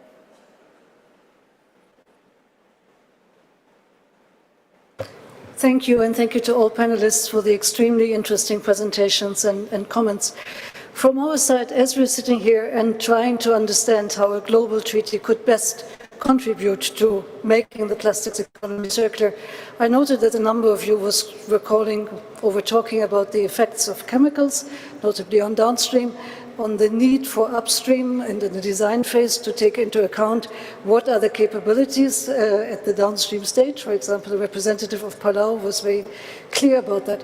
Now, as we're looking at that, what I would like to hear the panel maybe elaborate on a bit more would be to understand what is it that we can do nationally, what can we do through voluntary measures, and where do we really see then the need for global rules that would also support your efforts and that would enable a truly circular economy worldwide, given the fact that in the national context, you may understand what the capabilities downstream are, but very often you would not be able to do that in a global economy. So that would be my question. Thank you. Thank you very much for your question. Who would like to take that question? Stuart? And then you? Start you, Stuart. Thank you for the question from the distinguished delegate. I think there are a lot of opportunities in the global agreement, and we've heard through the discussion today about the need for flexibility from governments to develop tailored actions based on their local circumstances. I think the opportunity in the agreement is for measures that would require the development of national action plans and then guidance and other tools that can be provided to governments so that as they develop those national action plans, they can improve, for example, the transparency on the use of additives throughout the value chain. They can also look to make sure that the systems that they have in place on the ground are designed to enable the material to come back into the economy, come back to the producers, to be turned into new plastics, and most importantly, can identify the gaps in the supply chain so that interventions, whether it's an investment, whether it's a policy, or whether it's some other action, can be taken to help to complete that circle. Bernie?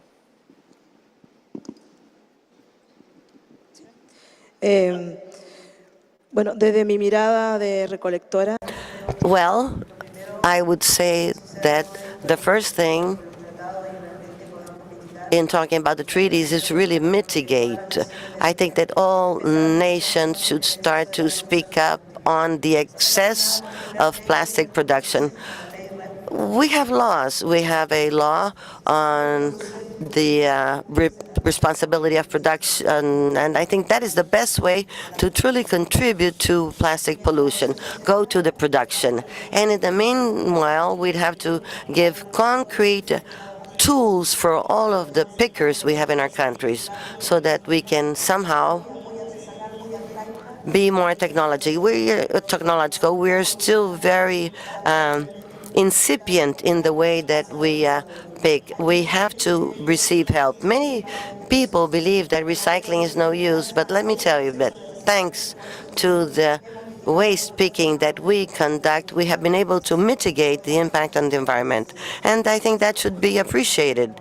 It's a way that we can contribute to get the law to limit plastic production that goes out into the market. Thank you very much for that question. And yes, for Pacific Island countries, we are the ones who actually absorb the cost of the end of life of plastic. And that is because of transboundary movement. It comes to us by the ocean currents. And as I said, many of the Pacific Island countries, we have legislation in place. If it's not in place yet, it's in development. We have facilities in place to address solid waste management. It is these plastics that wash up on our shores that are issues because exposure to sunlight, exposure to the salt water, by the time it reaches our shores, there's really nothing else you can do with it. You cannot recycle it, you cannot repurpose it, you cannot reuse it. The only thing you can do with it is put it in the landfill. And for Palau specifically, we just opened a national landfill last year. And based on surveys done on the island, it has a lifespan of 25 years. However, with all of these plastics that end up on our shores, that adds to the capacity of the landfill, which in turn shortens the life of the landfill. And for us in the islands, our land actually have names. And that's because they're tied to families, they're tied to ancestors. So if we continue to get these plastics coming to us by the ocean current, it's more than likely that Palau, in the next 20 years, we will have to close the landfill and we will have to find land space to open another landfill. And again, that's family land that will be taken away and dedicated to the management of waste. So that's why we are here. Some of us traveled 30 hours just to get here, so we can be at the table, so that we can be part of the negotiation and to ask countries that develop plastics, close the tap, stop producing single-use plastics.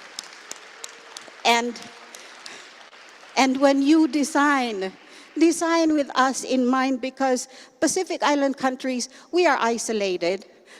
It's very easy to say, we put it in a circular economy, you collect it, bring it back to us. To bring it back to you, I'm going to have to put it in a segregation and transfer station. It's still a pipe dream for us. We're working on putting facilities in place to do that.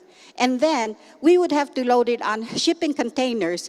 And from Palau, figure, do we ship this to the US? Do we ship this to Japan? Do we ship it to Korea? And again, the cost will come to us to shoulder. And we are small island developing states.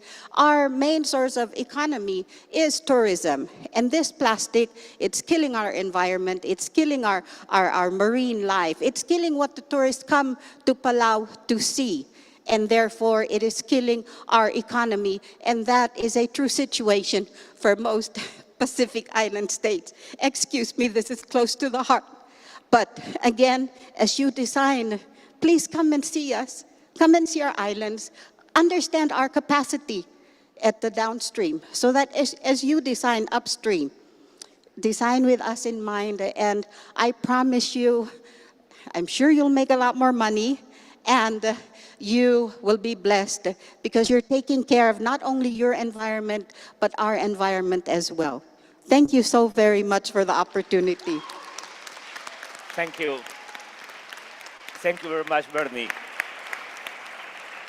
Yuyun, short intervention because we have just gotten to the hour. So short intervention, and let's do this. After Yuyun, unfortunately, we won't have time for the other participants that have already asked for the floor. Okay. But what we can do it is to move those interventions into the second panel, if you agree. No? Because we would like to respect the time and also to respect the time of the second panel and the panelists. So Yuyun, please. Yeah, my closing will be very short. The plastic crisis now is not plastic crisis, but it's a carbon and chemicals crisis. And we need to have this treaty to regulate and control the productions of plastics. And right now it's out of control because there's no one tell them what to stop and what to do. So we would like also this treaty recognize that plastic recycling is only employed to make more plastics. And lastly, I just want to remind delegates that we cannot have the same failure as the climate treaty. Thank you. Thank you, Yu. Okay, so let's do this. Let's give the floor to two more. I have Observer 14, one for corporate accountability, and then the representative of Zambia. And with that, we could close the first panel. So Observer 14, corporate accountability, you have the floor. Thank you.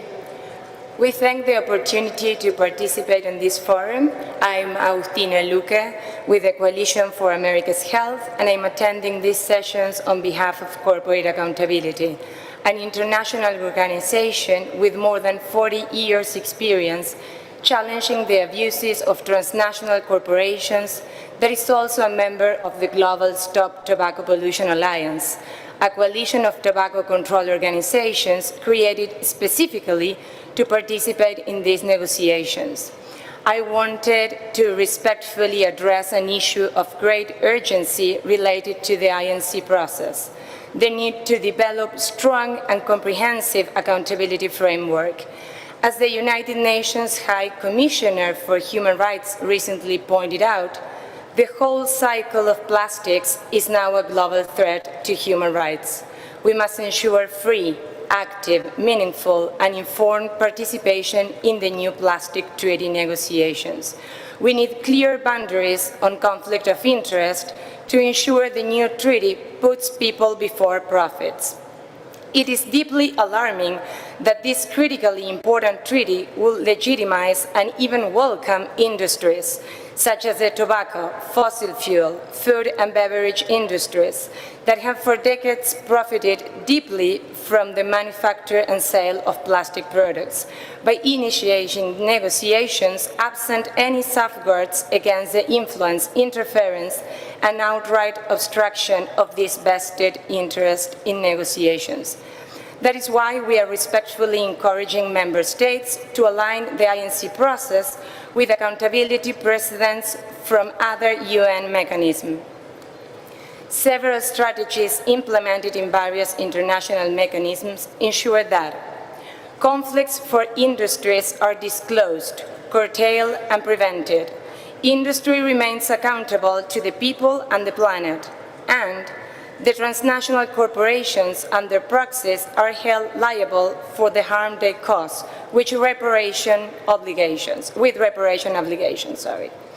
Taking lessons from the WHO Framework Convention on Tobacco Control and Conflict of Interest, Article 5.3, Liability, Article 19, participation of non-governmental and other members of civil society not affiliated with the tobacco industry, Preamble and Article 4.7, and also from the legally binding instrument on business and human rights, can be instrumental in developing a comprehensive accountability infrastructure to protect the plastic treaty from the long documented and dangerous trend of corporate capture in other international forums, such as the Conference of the Parties of the United Nations Framework Convention on Climate Change. To offer but one example from the UNFCCC in particular, more than 630 fossil fuel lobbyists were registered to attend negotiations sponsored by a host of corporations that profit richly from the extraction of fossil fuels. This treaty needn't invite the foxes to guard the henhouse in the same manner, especially with the health of our collective publics and the planet at stake. Such precedents are built upon accountability principles, which, mutatis mutandis, should guide the requisite provisions that the INC must adopt to meaningfully advance people-centered solutions. Member states shall be the ones taking the leadership and not let industry undermine their sovereign participation by influencing their position. Thank you. Thank you very much for your participation. And to finalize the first panel, I would like to give the floor to the representative of Zambia, with our apologies for the other 5 participants that have requested the floor. You will be prioritized for the second panel during the intervention. So, the representative of Zambia, you have the floor.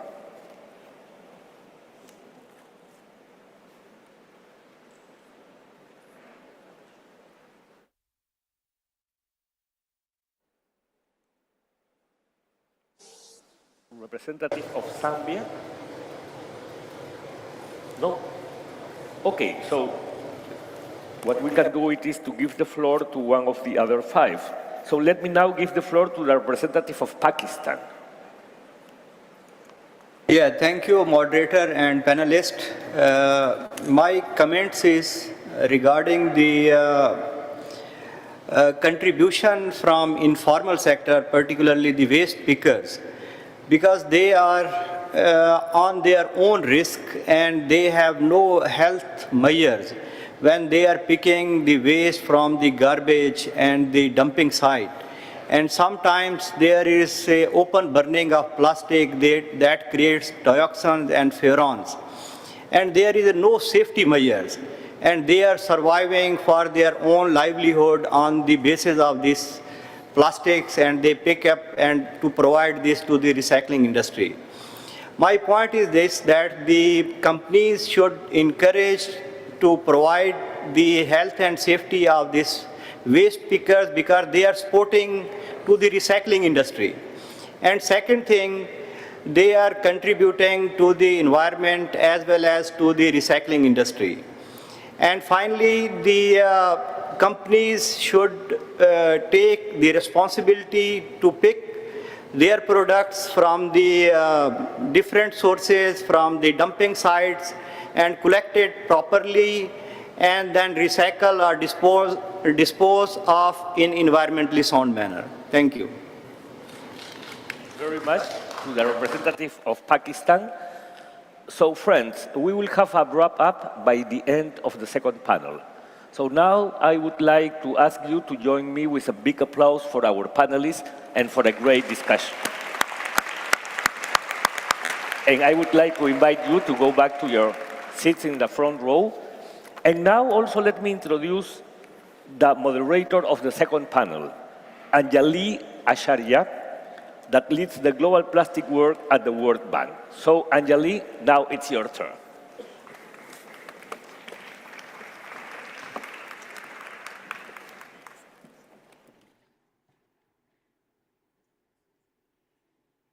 Good afternoon. Hello, can you hear me? Yeah, okay. So good afternoon, ladies and gentlemen. What a fantastic first panel, which really brought around the different voices. When Manuel started his session, he said, this is a time to celebrate. And I would argue this is also a time to come together, because we all have a common goal here. There's a lot more that unites us than divides us. What we need to find is a way to recognize that what we are trying to leave is a legacy for future generations, but not a legacy that's full of plastic. With that, we move to the second panel. And we've talked in the first panel about the upstream and the downstream. And what we're going to talk now about is the midstream, right? And it connects both the upstream and the downstream. So with that, I'd like to introduce our fantastic panel. Representing NGOs, Erica Nunez, Program Officer working on plastics for the Ocean Foundation. Tricia Farrelly, representing academia, Associate Professor, Massey University, New Zealand.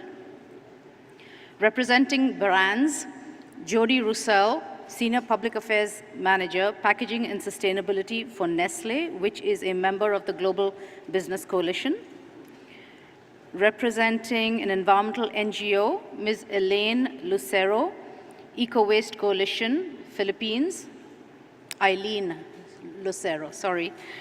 And from industry, we have Dominique Warre, Advisor to the CEO, World Business Council on Sustainable Development.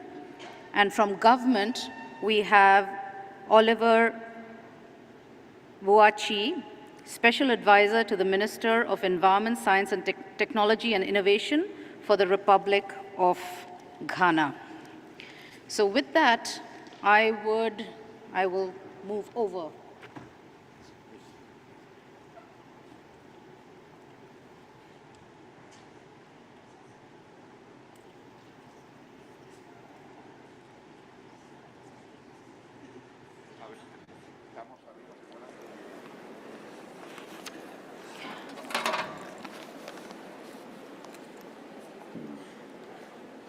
Okay. Oh, that was loud. All right. So welcome to you all, ladies and gentlemen. And this promises to be an exciting panel discussion. I want to start slightly differently. I'm going to ask each of you one question.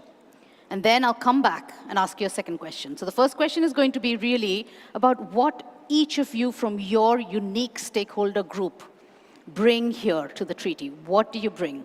What do you bring from your perspectives on actions to end plastic pollution, on that ambition? And then I will come back to you to ask you, what specific do you want to see in the plastic treaty? And I would really encourage you to be specific on what you want. The first question I'm going to push you to answer in about 2 minutes, and the next one in 3 minutes. And I'm going to be draconian on time. All those in the audience, we had a huge pile-up of people wanting to intervene. So please start now pressing your buttons so that we have you line up, delegations as well as other stakeholders. So Erica, let me start with you. In the Ocean Foundation, you've been working a lot on plastic policies, and indeed, the Ocean Foundation emphasizes the importance of research and policy contributions to this entire process. So from your perspective, what is it that this stakeholder group really brings in terms of actions to end plastic pollution?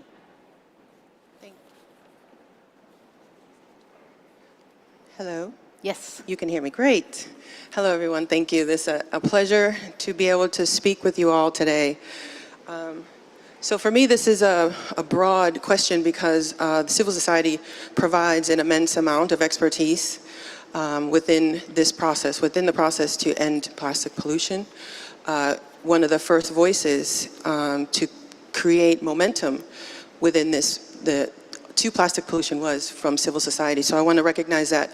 And what we bring, and for me personally, from my Ocean Foundation, is very much of a policy focus in international policy, like in forums like this, like the INC, really being able to engage directly with stakeholders and especially member states. But also in terms of the broader spectrum of civil society contributes and supports to the scientific knowledge on plastic pollution.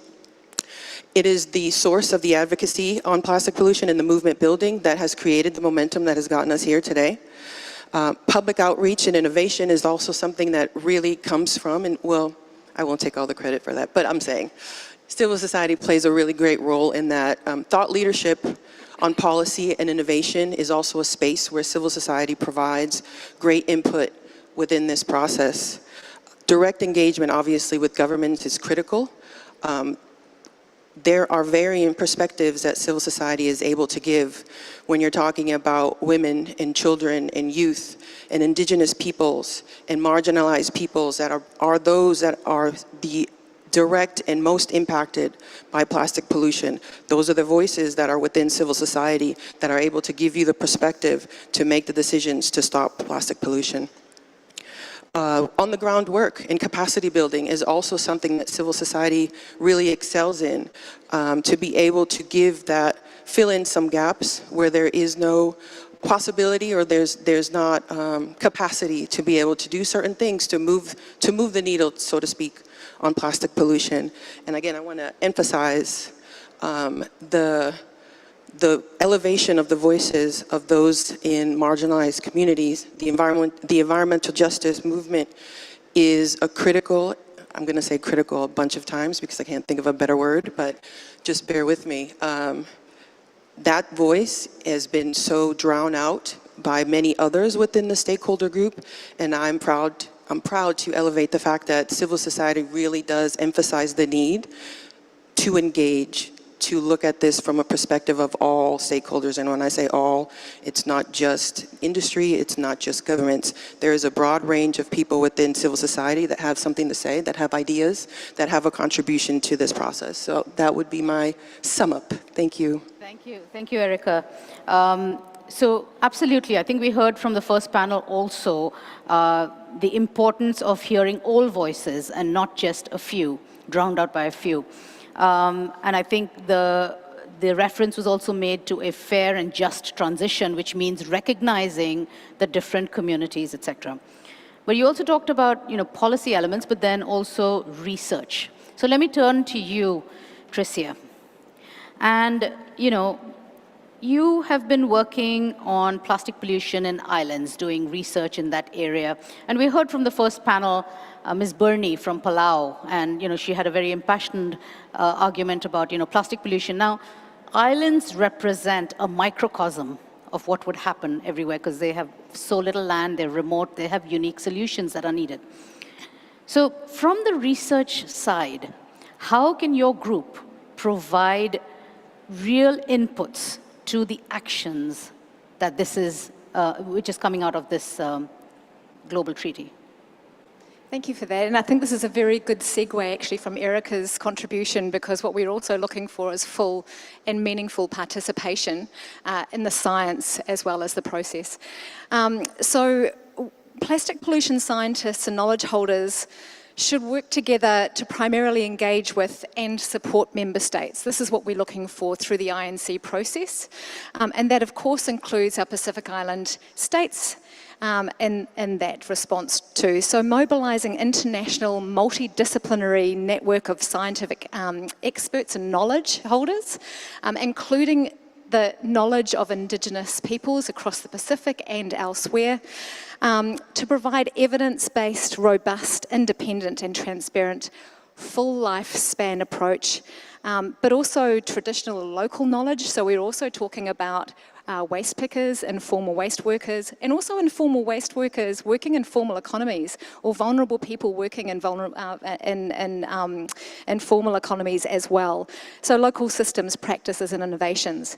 We want to identify, analyse and address biases, misunderstandings and misrepresentations, and there has been many up until this process through UNEA, that may be promoted in attempts to weaken this new global framework. We need to seek out and encourage full, democratic and meaningful contributions, again from the Global South and all those communities I mentioned, to enhance, deepen and broaden and to give further context to systems approaches to the science of plastics, which speaks again to multi and transdisciplinarity. We're also looking for qualitative and quantitative science. And of course, the science and knowledge, again, as Erica pointed out, from those who know best, those who are at the coalface, those who are at the fence lines, those who are right there and feel this and know this every day, from an intergenerational perspective, in situ, in place, better actually than formally trained scientists know. And to reiterate the intervention made by the science and technology major groups, that there is enough scientific evidence to act now. We need to take the precautionary principle, as there will always be uncertainties. Scientists will continue toward identifying and responding to those uncertainties. And we also need to also include the prevention and polluter pays principles, because we're having social scientists and natural scientists and all of those others engaged in this process. Thank you. So much, Tricia. Bethany in the earlier group had talked about, the triple threat of biodiversity, climate change, and pollution, and that's sort of an important element. And also we had Sheila Agarwal-Khan, who talked in the opening about the importance of science. This has to be science-driven, and I think you've emphasized that very clearly. Now, from science to a brand. So, Jody, from Nestle, can you talk a little bit about the role of your company in terms of these actions to end plastic pollution by 2040? What have you been doing? What's the exciting news? Sure, happy to answer. Thank you, Anjali. Firstly, I'd like to say that we as a company believe we cannot recycle our way out of this. We need to cap and reduce virgin plastic production.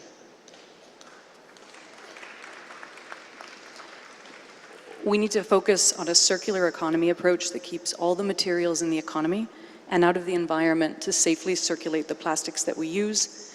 And we need to do so in a way that ensures a just transition and takes into account the human rights of all of the communities impacted by the full life cycle of plastics, in production, in use, and in end-of-life management. We've launched the Fair Circularity Initiative jointly with Tier Fund, with the support of Shift, with a number of other companies, specifically to develop guiding principles to support respecting the human rights of informal waste workers in line with the UN Guiding Principles for Business and Human Rights. Now, in terms of the actions that we've taken, I'll share 5 different areas of action. The first one is reduce. We're on track to reduce our use of virgin plastic by 1/3 by 2025. Overall, we've reduced our plastic footprint by 35% since 2019. We passed peak virgin plastic use and peak carbon in 2019, and we've decoupled our business growth from virgin plastics use. On reuse and refill, we've launched over 20 pilots in 12 countries. We recognize there's a lot more to do there, and we're looking to expand with our retail partners, some of them who are present today. In terms of redesign, we're focused on designing all of our products that use plastic packaging, and actually all packaging, for recycling. 80% of our plastic packaging is designed for recycling today. We're working to get to 100%. And we have a negative list of materials to phase out voluntarily. We also, on the product design side, adhere to the Consumer Good Forum's Golden Design Rules, which are guidelines to ensure that plastic packaging can be designed to facilitate recycling and have value in the recycling process. In terms of recycling infrastructure, we have over 220 activities globally in collection and sorting to support reuse and recycling. Today, we've already phased out 4.5 billion plastic straws and replaced them entirely with paper straws, as a specific example of the work we've been doing. And lastly, I'd say we're focusing on rethinking mindsets. This is inside the company with training for our employees, it's with our retail partners, and it's also with our customers, using the back of our packages to communicate about recyclability. We're focused on changing the status quo and doing what we can that's directly in our control. Thank you so much. Thanks so much, Jody. I think why this is something that touches us all so closely is because we all have a personal relationship with plastic. And some of us, maybe not the youth, but some of us remember a time when plastic was really not that freely available and not so prevalent in our society. So I think what you're saying also is you're working through your company, your brand, but others here on the panel are also representing how we must all collectively change our relationship with plastic in a way. So thank you for your points. Let me turn it over to Eileen from EcoWaste. Now, Eileen, in EcoWaste, you've done a lot of work on labeling and standards, and we heard Jody just talk about, using products to help towards behavior change, to provide information through the labels, etc. You've also worked on, advocating for zero waste solutions and chemical control. And finally, what came out in the earlier panel was also the transboundary context, right? So on regional waste trade, you've also done some work on it. So from your perspective, and given the areas of focus, what do you feel you will bring to this treaty? Yes, no? I came from a middle income country in Asia. And our country are always been bombarded, and there's a tremendous production of plastic, importation, and as well as consumption and disposal. And this pattern has paved way to the rise of quick fix and false solutions that is being peddled as recycling. Okay, so not just as a solid plastic, not just as a solid waste management issue, but also chemical hazards, because we have lots of testings that we have done that from recycled products that has toxic plasticizers that are endocrine disrupting chemicals. No, some has bisphenol A, some has heavy metals, some had cadmium, and others have phthalates. All designed for new products and labeled as made from recycled plastics. Even the Rubik's Cube that maybe some of your children already have, beware, they have brominated flame retardants. And these are what we are been talking about. No? They haven't had any labeling on it, and manufacturers are not accountable for it. That is the falsehood of recycling. No? But then, seems like it is not enough. Our country has been dumped with plastic designed as recyclable plastics. So again, it's not really good. No? So what I would will be contributing to this treaty is we intend to contribute, no, to the treaty development processes. We are the living evidence. We are the living voice. Our people are the ones suffering from all of these recycled plastics that we had, from all this waste trade of disguised as recyclable plastics. No? So what we will be bringing in this is the essential data, scientific and critical insights, not just from the ground, but also from all the studies that we have conducted, evidence-based, and the concrete recommendations that will help address the real source, the real meaning, definition of plastic pollution. That would, what action could we contribute also is to provide and demonstrate there are viable solutions, genuine solutions, and not quick fix solutions to this problem, and not focus on greenwashing or short-sighted remediations, no, remediations and solutions that will not affect the health and the environment of our people. So that is for me. Great. Thank you so much, Eileen, for your points. So one thing I heard you bring out was also the issue of accountability. And with that, I want to turn to Dominic from the World Business Council for Sustainable Development. Now, the World Business Council has been doing sort of a lot of work on bringing sustainable business to the forefront and, you know, joining in the fight against plastic pollution. Now, and there's several information that's come out in terms of corporate accountability and disclosure metrics, etc. But let me give you the opportunity to say, sustainable business, what are you bringing? What do you bring to this treaty and to this dialogue process? Thank you, Angela. Two things. The accountability is a key word and action is the other key word.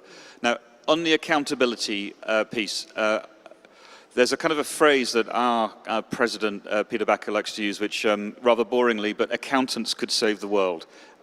If you can measure something, you can manage it. If you value it in the right way, you're not going to create the problems that have been created. So for those of you who operate between these different areas, for 22 years, the Greenhouse Gas Protocol, which was created by leading businesses of the World Business Council for Sustainable Development with the World Resources Institute and this network of expert scientists, is now the de facto standard for measuring and being accountable for greenhouse gas emissions. What we need in this space is that whole accountability system like has been developed in climate change. So, first of all, what is the target that one wants to set, which is science-informed, science-based, like there are science-based targets now, and over 4,000 companies use them in climate. Number two, what's the transition plan to meet that target with CapEx figures, with R&D, with human capacity? Where can organizations like yours, the World Bank, help for those companies in emerging or developing economies? Number three, where do you measure and account for your progress? The greenhouse gas protocol equivalent for plastic. Number four, where do you report and disclose publicly that that is what you are doing, so people can say, you committed to something and I can see that you are now going ahead and doing it, like a colleague from Nestle was explaining. All of those pieces exist in the climate framework, but they do not yet exist for this challenge. So the accountability system is something that has to be built and needs to be built with experts from the science community, and from those who've got expertise on the ground, and from those leading businesses who understand the processes that one needs to go through. The second area, because you asked for two, ambition. As we've heard, this is such a complicated problem, but across the whole value chain of business, from making, from turning it into something, from turning it into something again, to selling it, to capturing it, to closing the loop and bringing it back, there's a huge, thousands of pieces of that jigsaw. So there's not one piece of business or one company or one civil society organization or one science department. It's a system change. And we've seen that that has been working. We've seen that that has been working in the climate space. Manuel triggered such a process, a Lima Paris Action Agenda, in the run-up to COP21, which came up with the Climate Agreement of Paris, with national plans feeding into broad norms at the top level, the 1.5 degrees.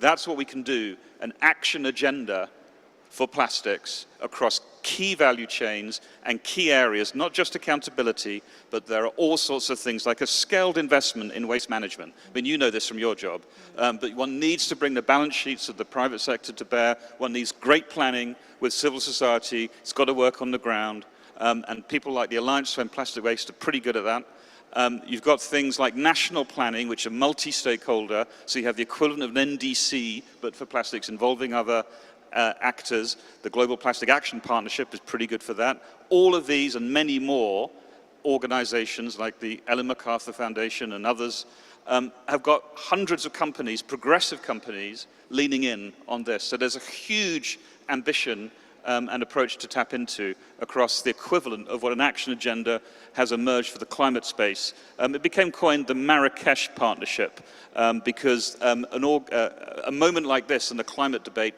enabled that action track to emerge. And I think from our experience collectively, I would suggest that would be the ambition that could be unlocked from the beautiful kind of multi-stakeholder space that the organizers have created. Thank you. Thanks, Dominic, and I'm sure the organizations you listed appreciate the shout out. Of course, there is the climate change work, the climate change agenda and how it's built. But not everything necessarily would be applicable to the plastic space. We have a shorter timeline even. I mean, it took a while for the climate change convention to come forward, etc. We are trying to be even more ambitious because we're saying 2 years, we get there. How can we do it, right? And Mr. Olivier Boachi, I will come to you in a minute because I want to hear from you what you've heard from the panel. But before that, I'm going to go back to the panelists here and give them a second chance to just say specifically, very, very specifically, what do you want to see coming out in the plastic treaty? So I'm going to start randomly. Eileen, you get to go first. What do you want to see from your perspective in the plastic treaty? Yes, thank you. The plastic treaty should be, for me, it should be appreciated and understood as a global health agreement. For one, concurrently, we want this treaty to put a cap on plastic production, highlight upstream solutions with the binding timelines for the phase out of the production, and have manufacturers of plastic materials follow chemical ingredient and hazard disclosures. Second, please, we want a prohibition on recycling and other waste management processes. You cannot call recycling the alternative fuel burning because it emits dioxin fuel. So from our perspective, toxic in, toxic out. If you put toxic in plastics, definitely all that you will be covered, resulting from that whenever you recycle it will be the release of toxic. So please, no more recycling in the form of several waste management processes.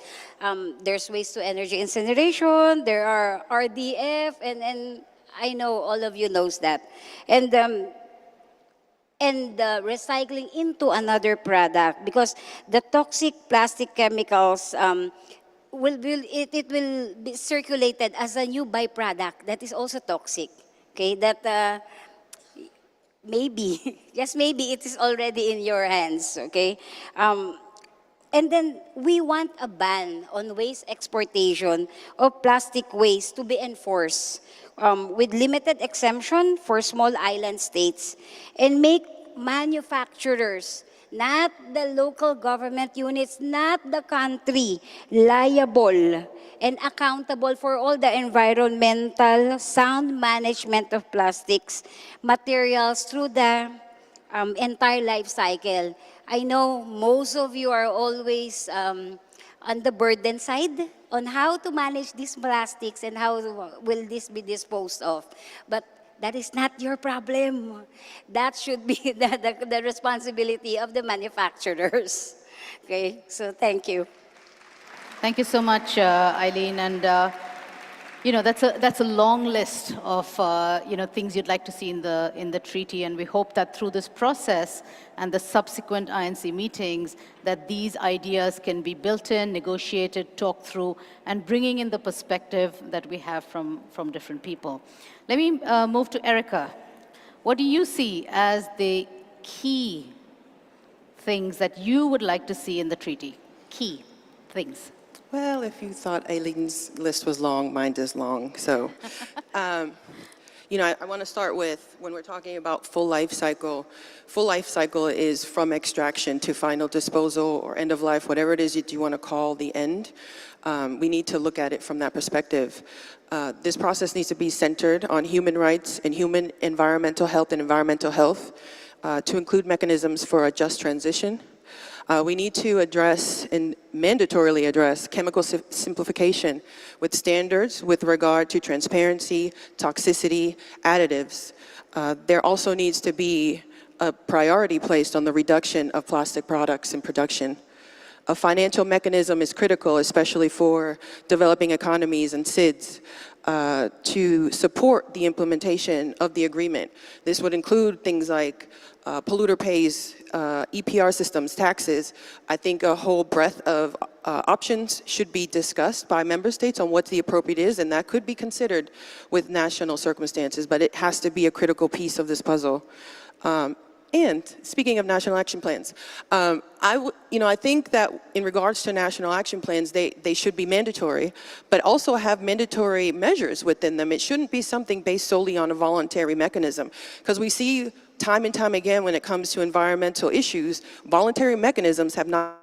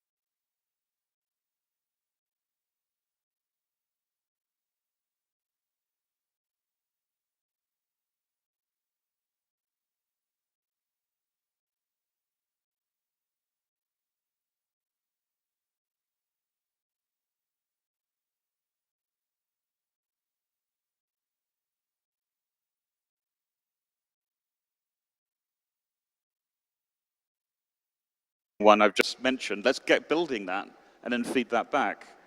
So 4 or 5 areas, swim lanes, attack zones, where we can mobilize our combined efforts, because it is a multi-stakeholder challenge, but we can actually get on and start tackling some of these things now, rather than waiting for 2 years for a treaty to arrive. So that's what I would like to see out of this set of discussions. Excellent. So let's do it. Let's get started. Let's not wait 2 years down. Tricia, what do you think?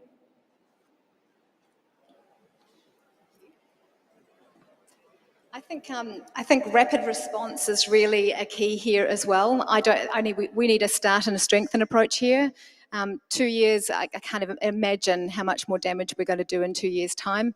We have to hit the road running. And so I would suggest also even an interim scientific body, which is specifically dedicated to plastic pollution, is needed until we perhaps have a science policy interface more formalised out of the INC.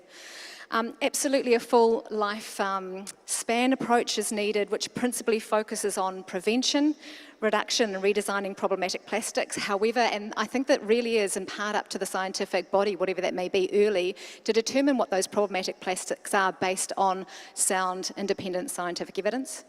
And to redesign and reduce and prevent those and get them out of the global economy. Local and traditional knowledge, innovations and practices, as we see in the mandate for this treaty.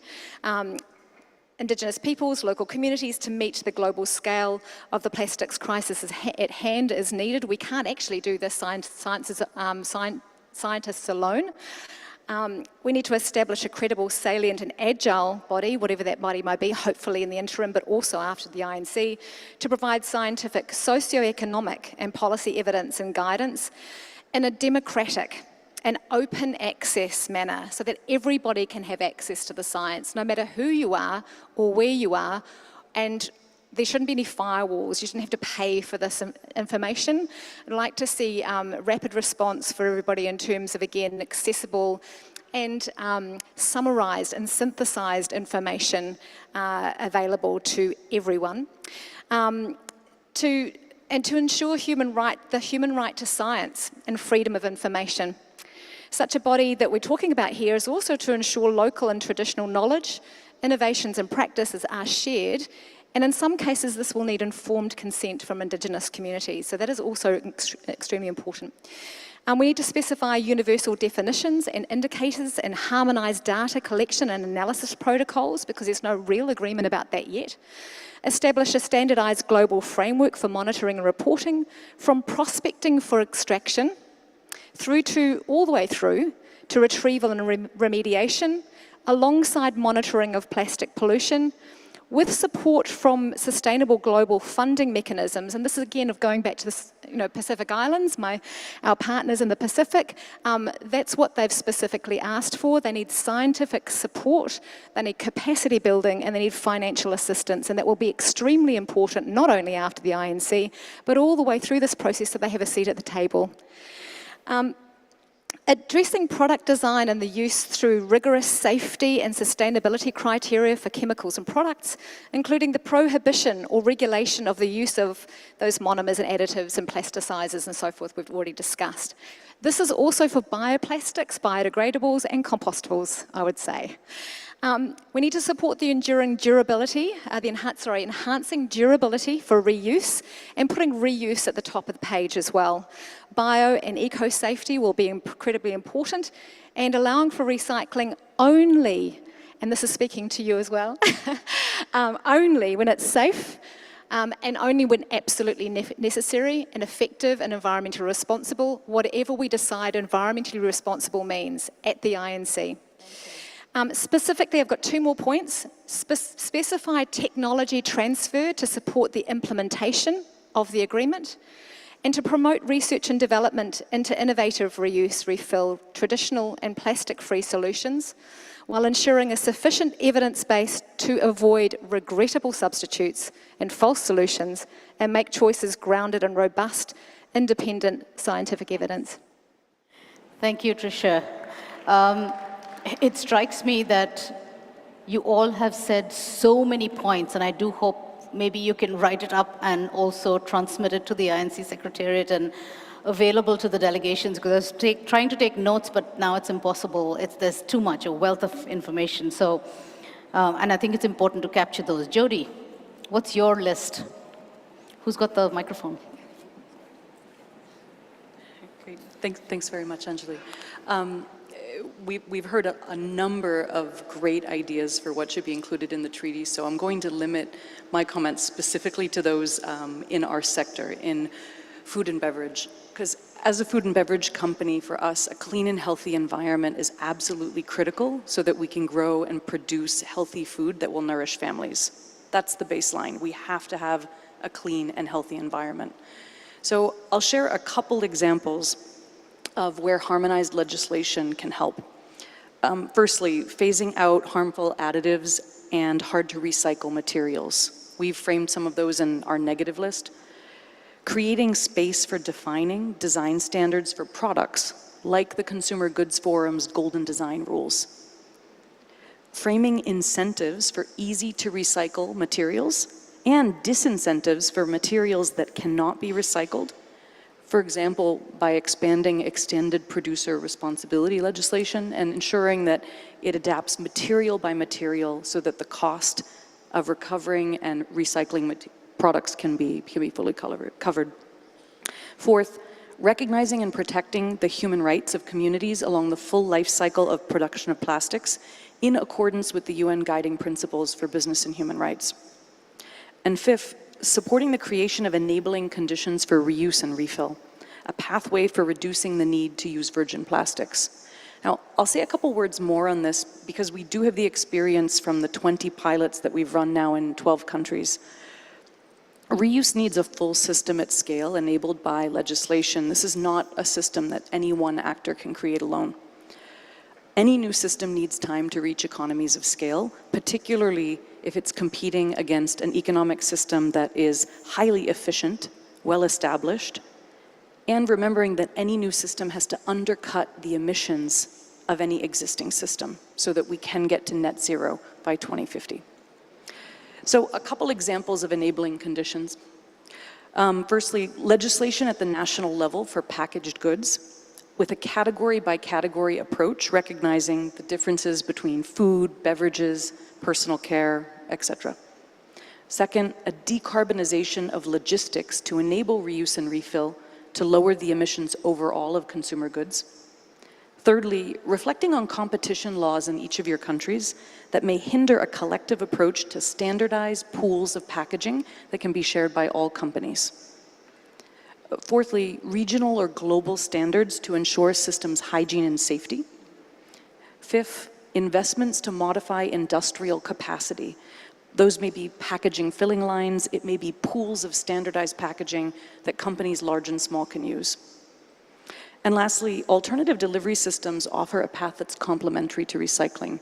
Any package that's reusable has to be recyclable in the end, whether that's after 20 cycles or after 50 cycles. And so in closing, I'll say, governments can help us move from voluntary best practices that you see today in industry to mandatory systems that ensure we have a sustainable packaging system for the future. And we believe the global rules are extremely important and that national action plans cannot cover all of the needs that we have ahead of us. So we hope that the negotiation process with all of this feedback will be able to set an initial limited set of priorities and build from there. And we're happy to work with you where our expertise and experience may support the process. Thanks so much, Jody.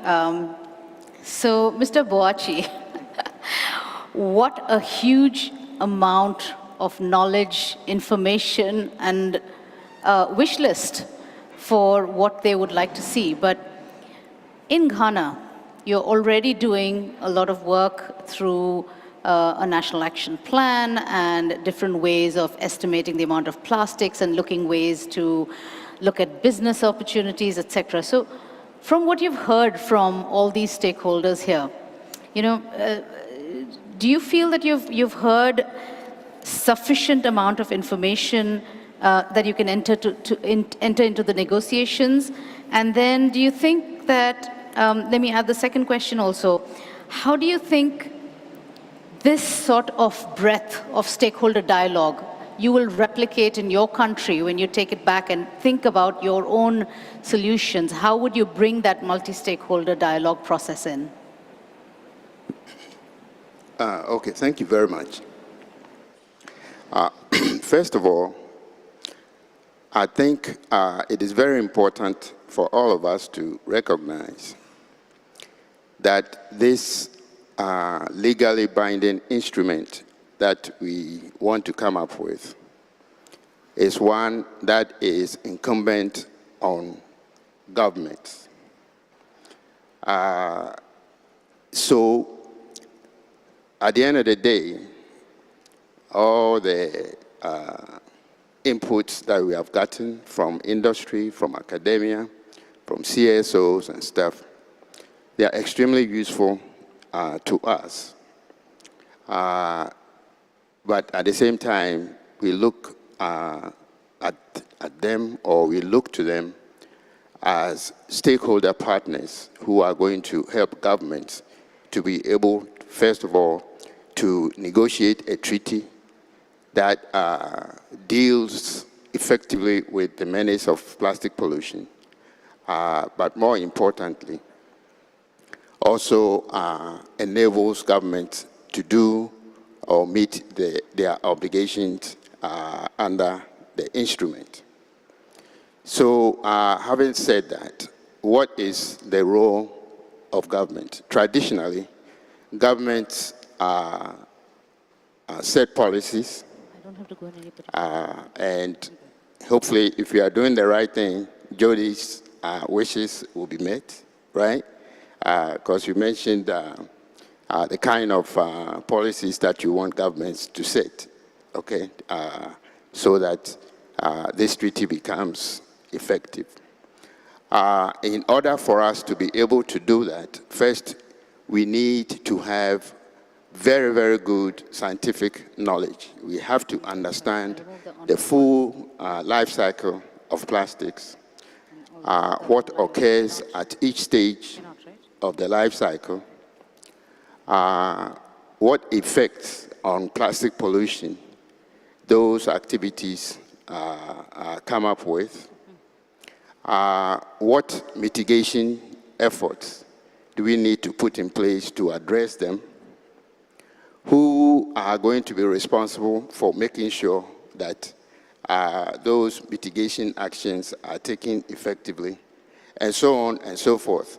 And so I see that even before the treaty gets enacted, we need very, very strong, I would say, engagement with academia for them to be able to let us know what is really happening, okay, so that we can negotiate this treaty effectively to make the obligations of government known and easy to address. So that's the first thing.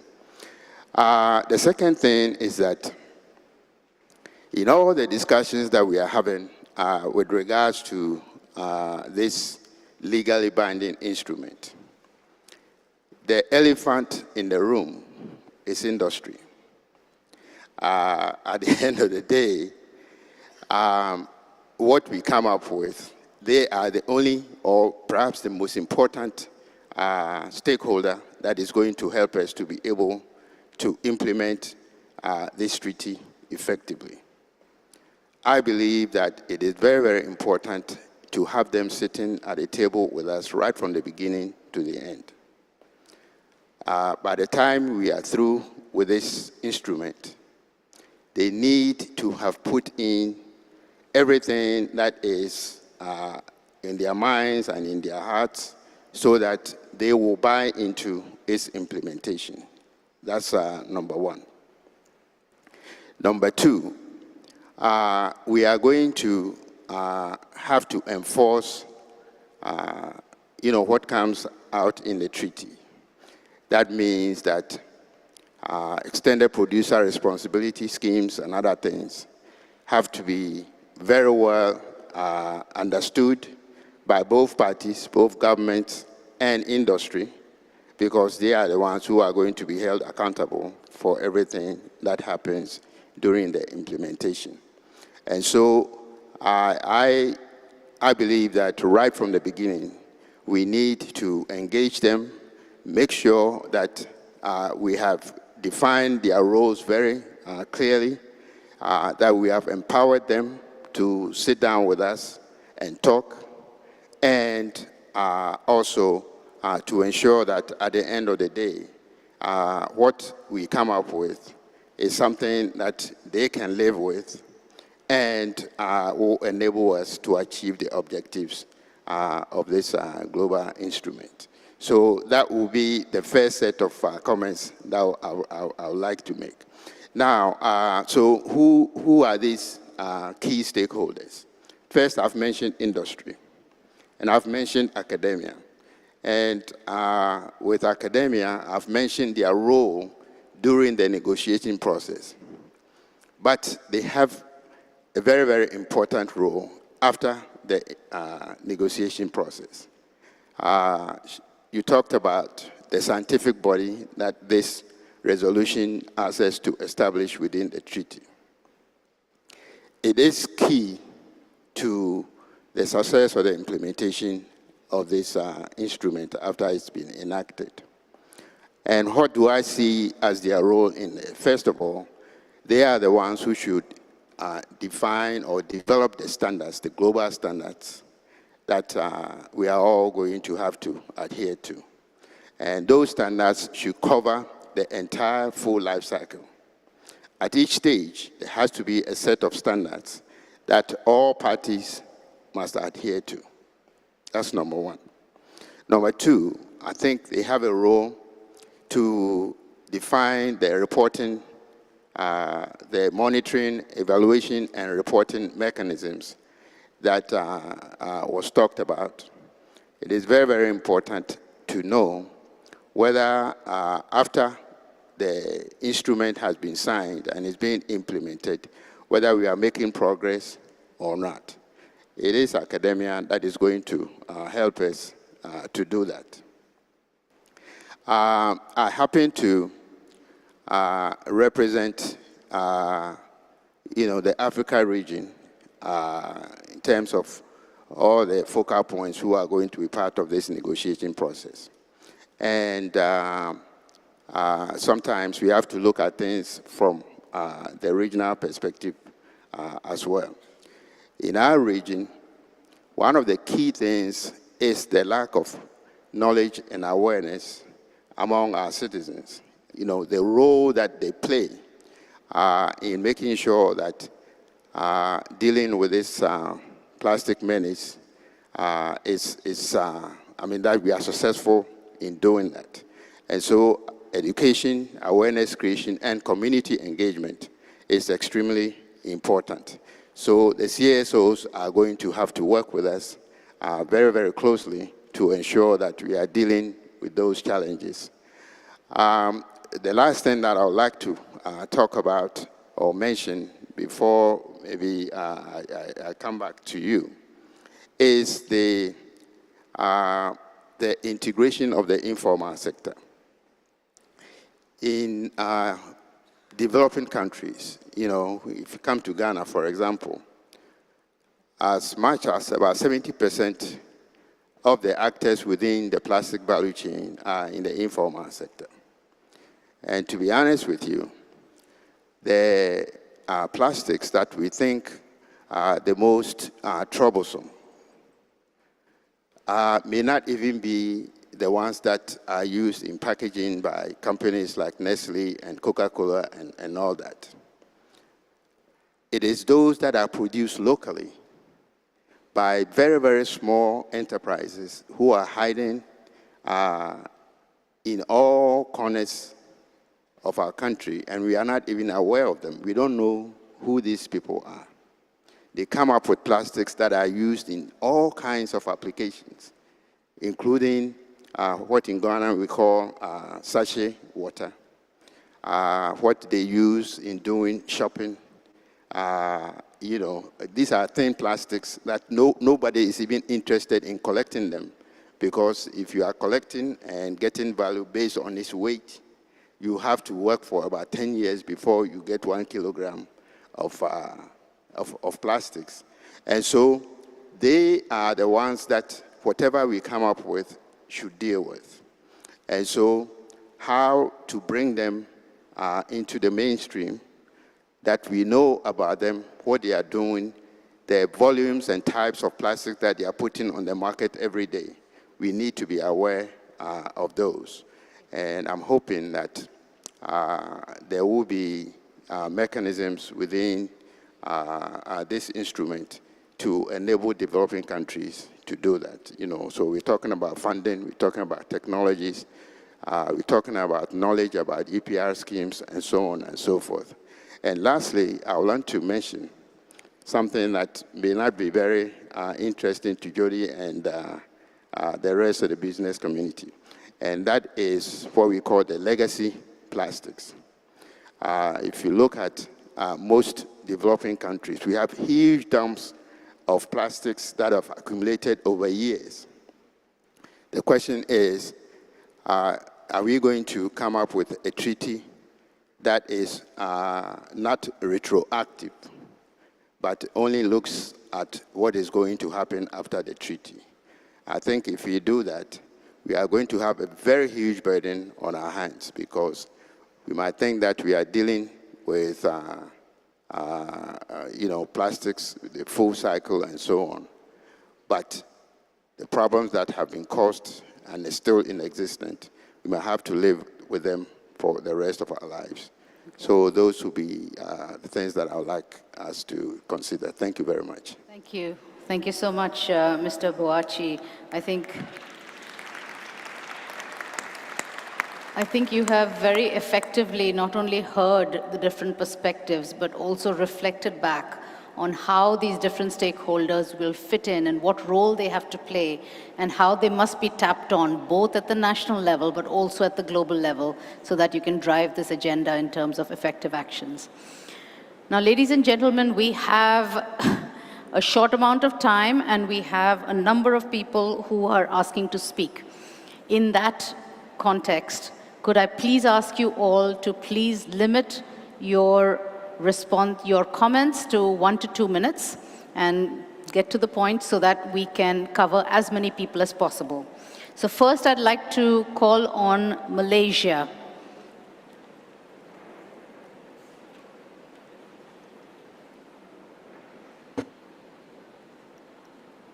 Yes, it's red, so please. Well, thank you, Anjali.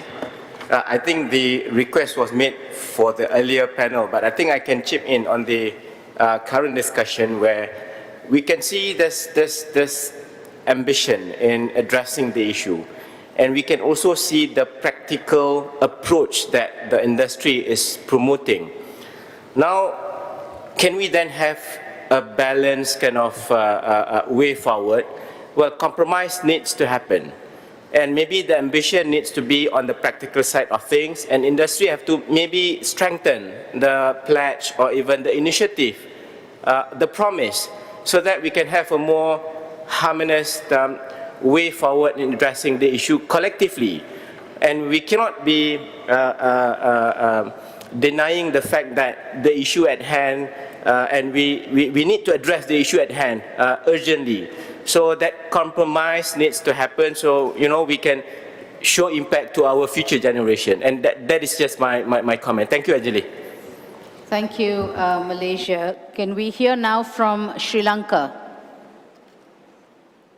Yes, sir. Thank you, moderator and the panelists, for your information and the insight that was given to us.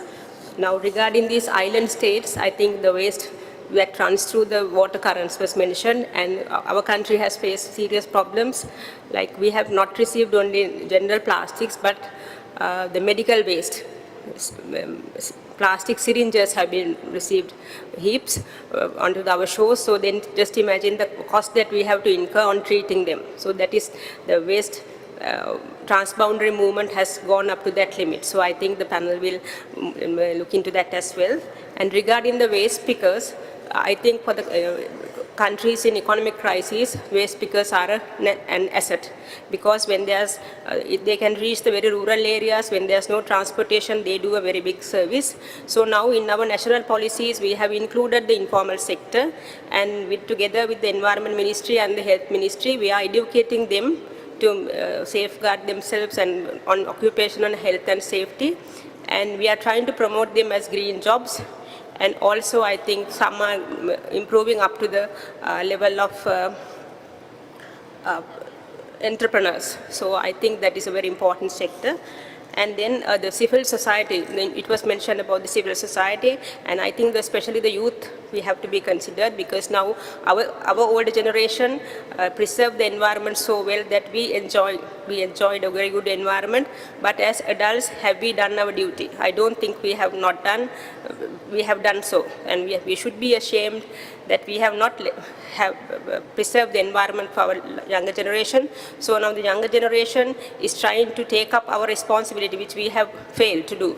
So I think in such cases, I think the treaty should have some options to build the capacity of the young generation and get them involved in some national committees and get them involved in most of the activities. So I think then they will be able to safeguard the environment. And also regarding the industry, I'm very happy to hear that industries are also part of our society, and if the environment is polluted, and if it is there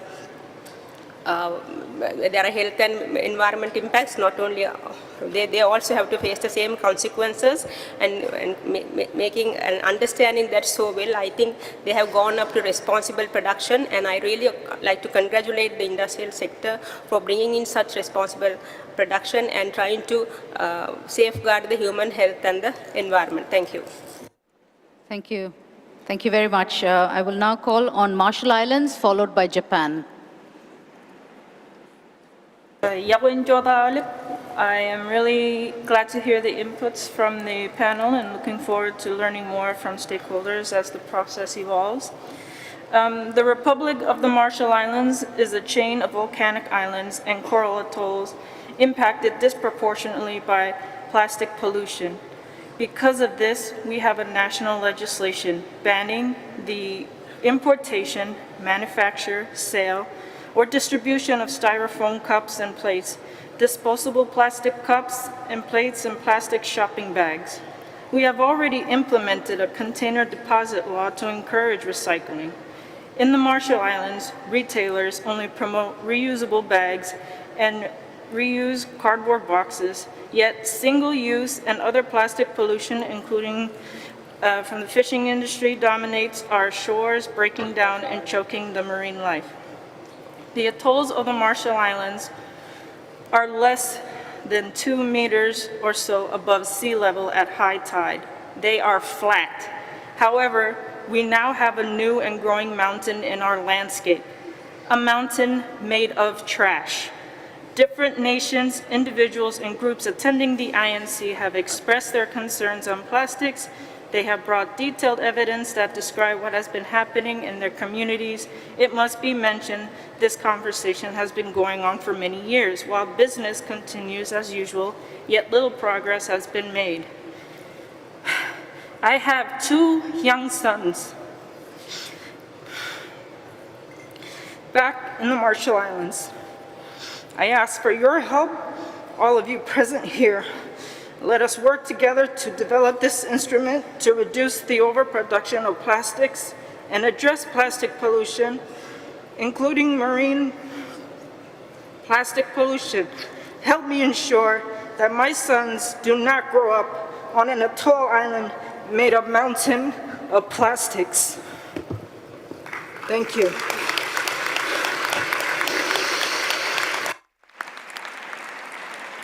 Thank you very much. I think that is why we're all gathered here today, to jointly work towards that commitment. Now, I'd like to turn to Japan for your statement. Thank you. I wanted to thank all the panelists. Many of you who have come from very far, and I wish I could visit Palau to see the reality. But thank you for bringing the reality to us, and we will take all those that knowledge into account. I'm an international lawyer, but I'm not a plastics expert, but I learned a lot through this dialogue. I thank also the high expectations on us, and also the long bucket list, which we'll have to take into account. I particularly thank the two academia experts. I think solid science should be at the base of our negotiations, and so I look forward to continuing discussions also with the academia. Thank you.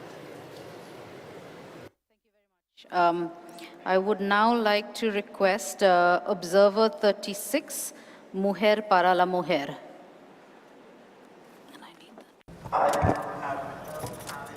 And I just wanted to take a quick minute to congratulate and commend the efforts to organize this and last Saturday's multi-stakeholder forum. Certainly more can be done, but this sets a great precedent to build upon on how to bring different voices. I also want to thank member states that have joined and stayed throughout the session. This helps us close the policy cycle as it makes us feel heard in our endeavors. We want to further reiterate the importance of this type of forums, and we hope to see them continue throughout the next INC meetings, and of course look at some of the good examples that exist in other conventions. The Marrakech Partnership was mentioned. I would also like to bring attention to the private sector forum that will be celebrated in the sidelines together with the UN in the LDC conference in March, which brings, it's a great opportunity of bringing private sector directly to the LDCs and try to, as some of the panelists mentioned, to close the global circular economy. Again, thank you very much to everyone, also to the panelists and the moderators. This is a great effort. It was very interactive, and again, we do hope to see this evolve into something stronger and that brings us together and really have an impact on the discussions. Thank you. Thank you. I'd like to now give the floor to Indigenous Peoples, also Observer 36. Good afternoon, and thank you. I just want to mention that sometimes history is very important too here in this perspective, and that if you look at some of the mitten sites in North America, there's no plastic in it. So I just want to make sure that you understand and we include the indigenous peoples in the conversation as much as possible.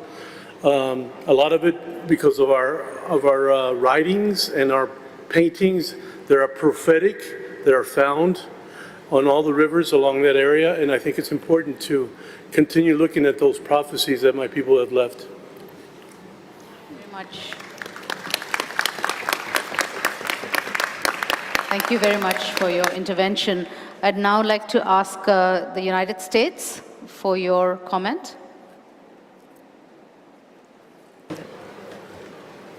Thank you very much to the UN and for the panelists on this panel and the previous one for such an interesting conversation and for supporting the stakeholder involvement and engagement in this process. I see that we're completely out of time, so we were interested in talking more about accountability and really appreciate the comments from this panels and would love to continue that conversation about how to ensure accountability in this agreement. So thank you very much again for all your work on this.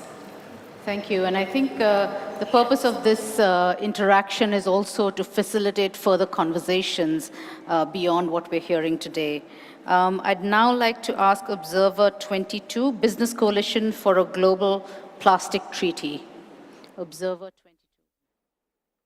Dear moderator, dear delegates, my name is Ed Shepherd. I work for Unilever, and I'm attending INC1 as part of the Business Coalition for a Global Plastics Treaty.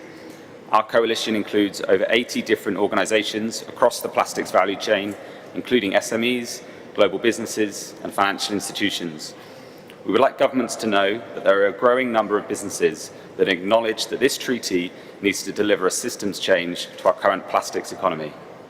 As Inga Anderson, UNEP Executive Director, said in her opening remarks yesterday, let us be informed by the past and innovate for the future, and step out of our comfort zone. We already have many of the building blocks for a solution to end plastic pollution, for For example, the Ellen MacArthur Foundation UNEP Global Commitment now covers 20% of global plastic packaging volumes. But, as highlighted by the distinguished delegate from Ghana, there is still 80% missing, and it is now clear the voluntary initiatives alone cannot solve the problem, and we need to move to mandatory policy. For the treaty, we cannot rely on national action plans alone.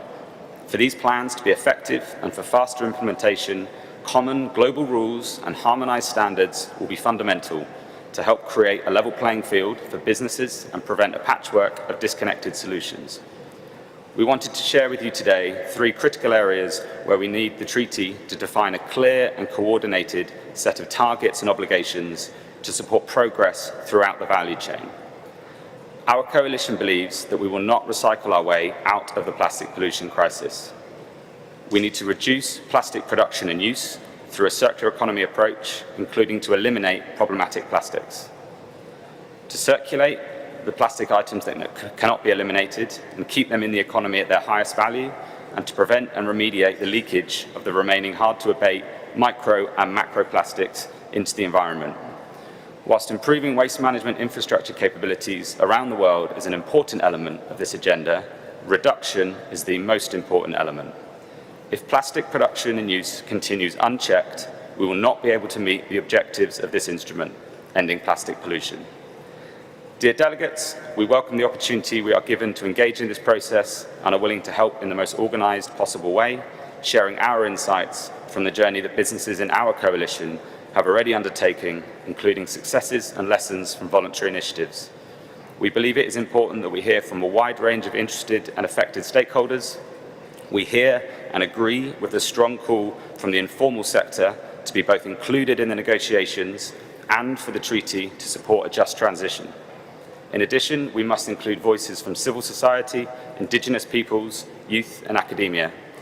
The Business Coalition for a Global Plastics Treaty is ready to engage and support you on this process. Thank you. Thank you very much. We're getting down to the wire. IGO2, UNESCO Chair on Ocean Sustainability.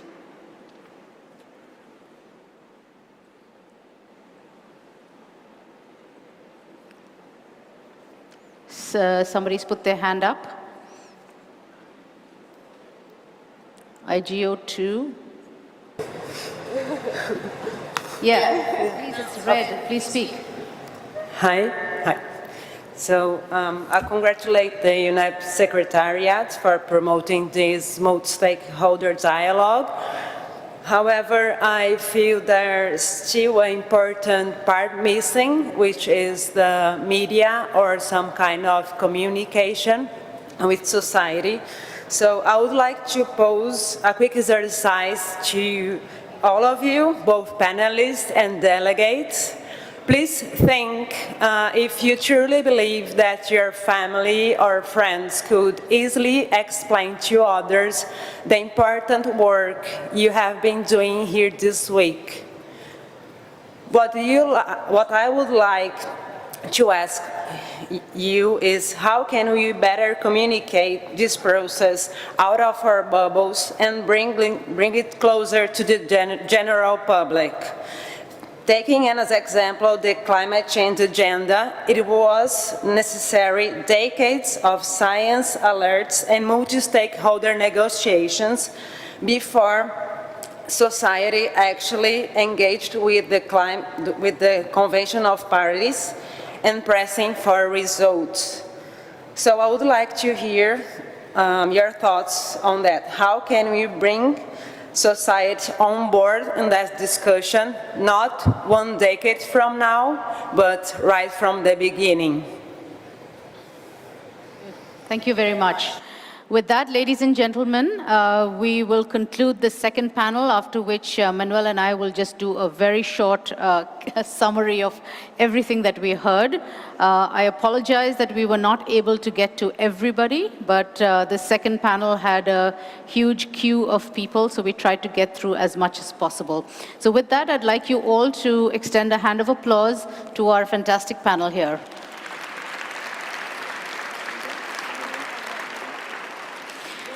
So, Manuel, why don't we while people are walking off the stage, let's just stand together and see what we have heard so far. I mean, there's a tremendous wealth of information that has been shared across the two panels. And let me share some of maybe my thoughts. And please come to the front. You just stand and... So, you know, there was so much that was talked about today, so many ideas. What I feel really is a sense of optimism. If people are willing to come on stage and speak clearly their mind and speak from their heart and speak to many of the issues that are being pointed, it is a positive step in the direction. And I hope that through such dialogues that we're able to bring together the various perspectives. Because, you know, for some of us, it's a matter of inconvenience, right? Don't get a plastic bag when you go to a store. For some of us, it is a matter of aesthetics, like, oh, you go to a tourism location, you don't want to see things floating around, etc. For some of us, it's a matter of life and death. It is, as the lady from Marshall Islands said, she doesn't want to leave a future where her kids are growing up on an island built on waste, right? So this perspective of seeing how each of this interacts and how we can find a balance and move in a common direction, I think I'm optimistic from that. What do you think? So do I. Look, Anjali, it is optimism and enthusiasm. And that is key, because what it is clear, it is that we all are moving into the same collective purpose, without any doubt. Everybody knows that we are working here towards the legally binding instrument to address plastic pollution. There could be some differences, for sure. But the idea is that when we have clarity on the purpose, it is extremely easier to move things forward.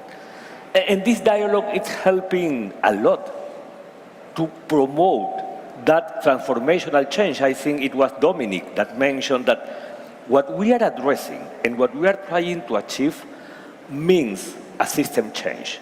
It should be transformational. It is key. And that is why we do need to move our elements to that transformation. You know, Anjali, that I am used to using the analogy of the formation of the solar system.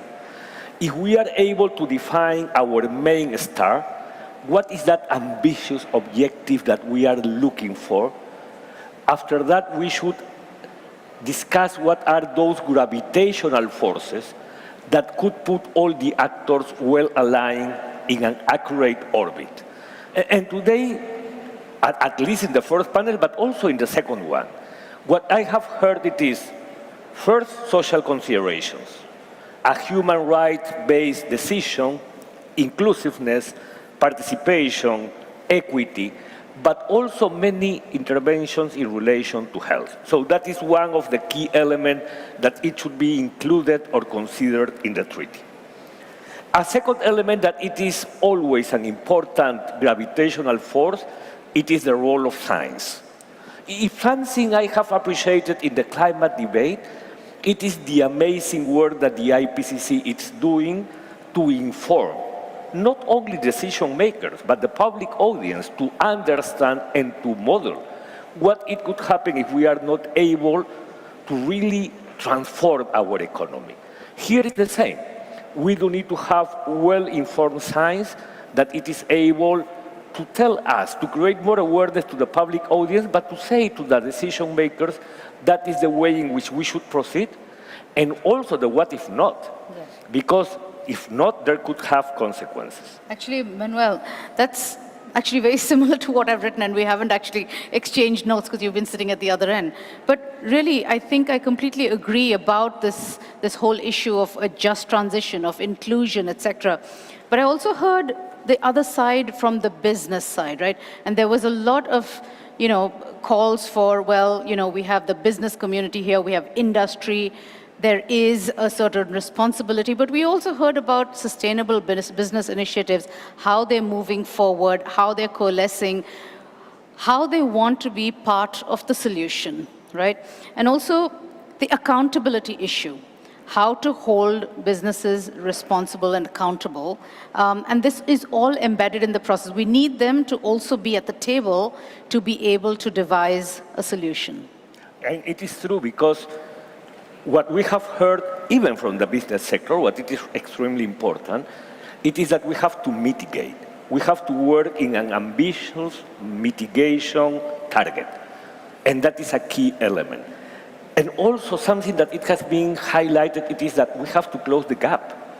And the gap in the plastic pollution means the single-use plastic. And we do need to close that gap, because if we work in the upstream, but we forget Palau, no? And if we don't connect, no, probably we are not bringing a full solution, but a partial solution. So that connection in between mitigation, the upstream and the workstream, it is an important, and for sure, circular economy. Circular economy, it has been raised by many of the participants. And let me say something else in relation to what you asked about accountability. If we have clear objectives and clear targets, the idea of using a good science-based target mechanism with mechanism to track progress, to report back, that would be a fantastic way to promote accountability, something that it has been asked by the representative of the US. No, it is something that for sure we can discuss more deeply in some other occasion, but those are the ways in which you promote credibility. Something that it is happening in the climate debate, it is the credibility to the net zero. No, that is a key element, because accountability, it is related to credibility. How much do we trust on the system? And what are those mechanisms that we have to work on? I think it's important also to make sure that this doesn't get only into the packaging sector, that there is this opportunity to also look at plastics in other sectors. Are we looking at plastic in textiles, plastic in the fishing industry from abandoned and lost fishing gear? Are we looking at plastics in agriculture? So there is a space to open it out, the discussions, and start to weave that into the Global Plastic Treaty, because packaging, of course, is always seen as the sort of the biggest contributor, but there are all these other sectors that have the same sort of entry points for this dialogue and discussion to feed into. And somebody is saying to me that, I don't know what exactly does it mean, but I think that we have to close. But let me finish with something important. And tell me if you agree, Anjali. I have felt really more than seen, the willingness of all the actors to keep this dialogue as an open dialogue. To work with this mechanism, a really innovative mechanism, within the INC process. And also to fulfill with what it has been mandated by the UNEA 5.2 resolution, a multi-stakeholder action agenda. Dominic referred to that. No, as I mentioned in the beginning, it has already shown to be an effective mechanism to bring the actors to help in taking decisions, but also to implement. And that is something that in this discussion of plastic pollution, we have to promote. And I think that we can conclude that the willingness of all the actors, it is to keep the dialogue and the forum, and to start to work in the action agenda for the plastic pollution treaty. Absolutely, and I think I completely agree with that. And, you know, one of the panelists said, and I think we understand that we don't have to wait for the science to be perfect to move to the next, to move to the next. It doesn't have to be sequential. The time to act is now. And everybody seems to be ready to enter into that space. So let's move towards action. So ladies and gentlemen, thank you very much. Thank you very much. And have a good evening. Thank you, Anjali. Thank you. It's a pleasure. So do I.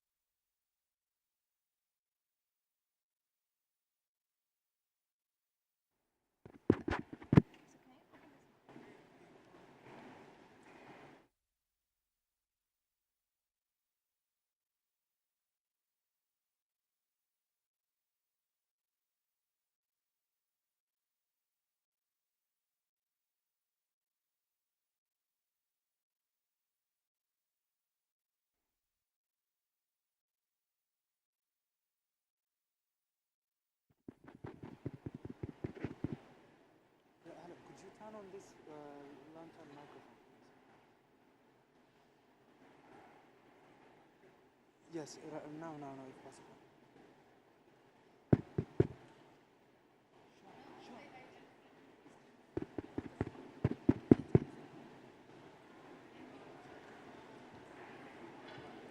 Dear delegates, a few housekeeping announcements. We recommend delegates to wear masks and exercise social distancing. Masks will be made available throughout the facility for your use. Hand sanitizers are available at the registration desk. If you experience symptoms or feel unwell, please isolate in your hotel room and inform the Secretariat. Please also let us know should you require any assistance. The government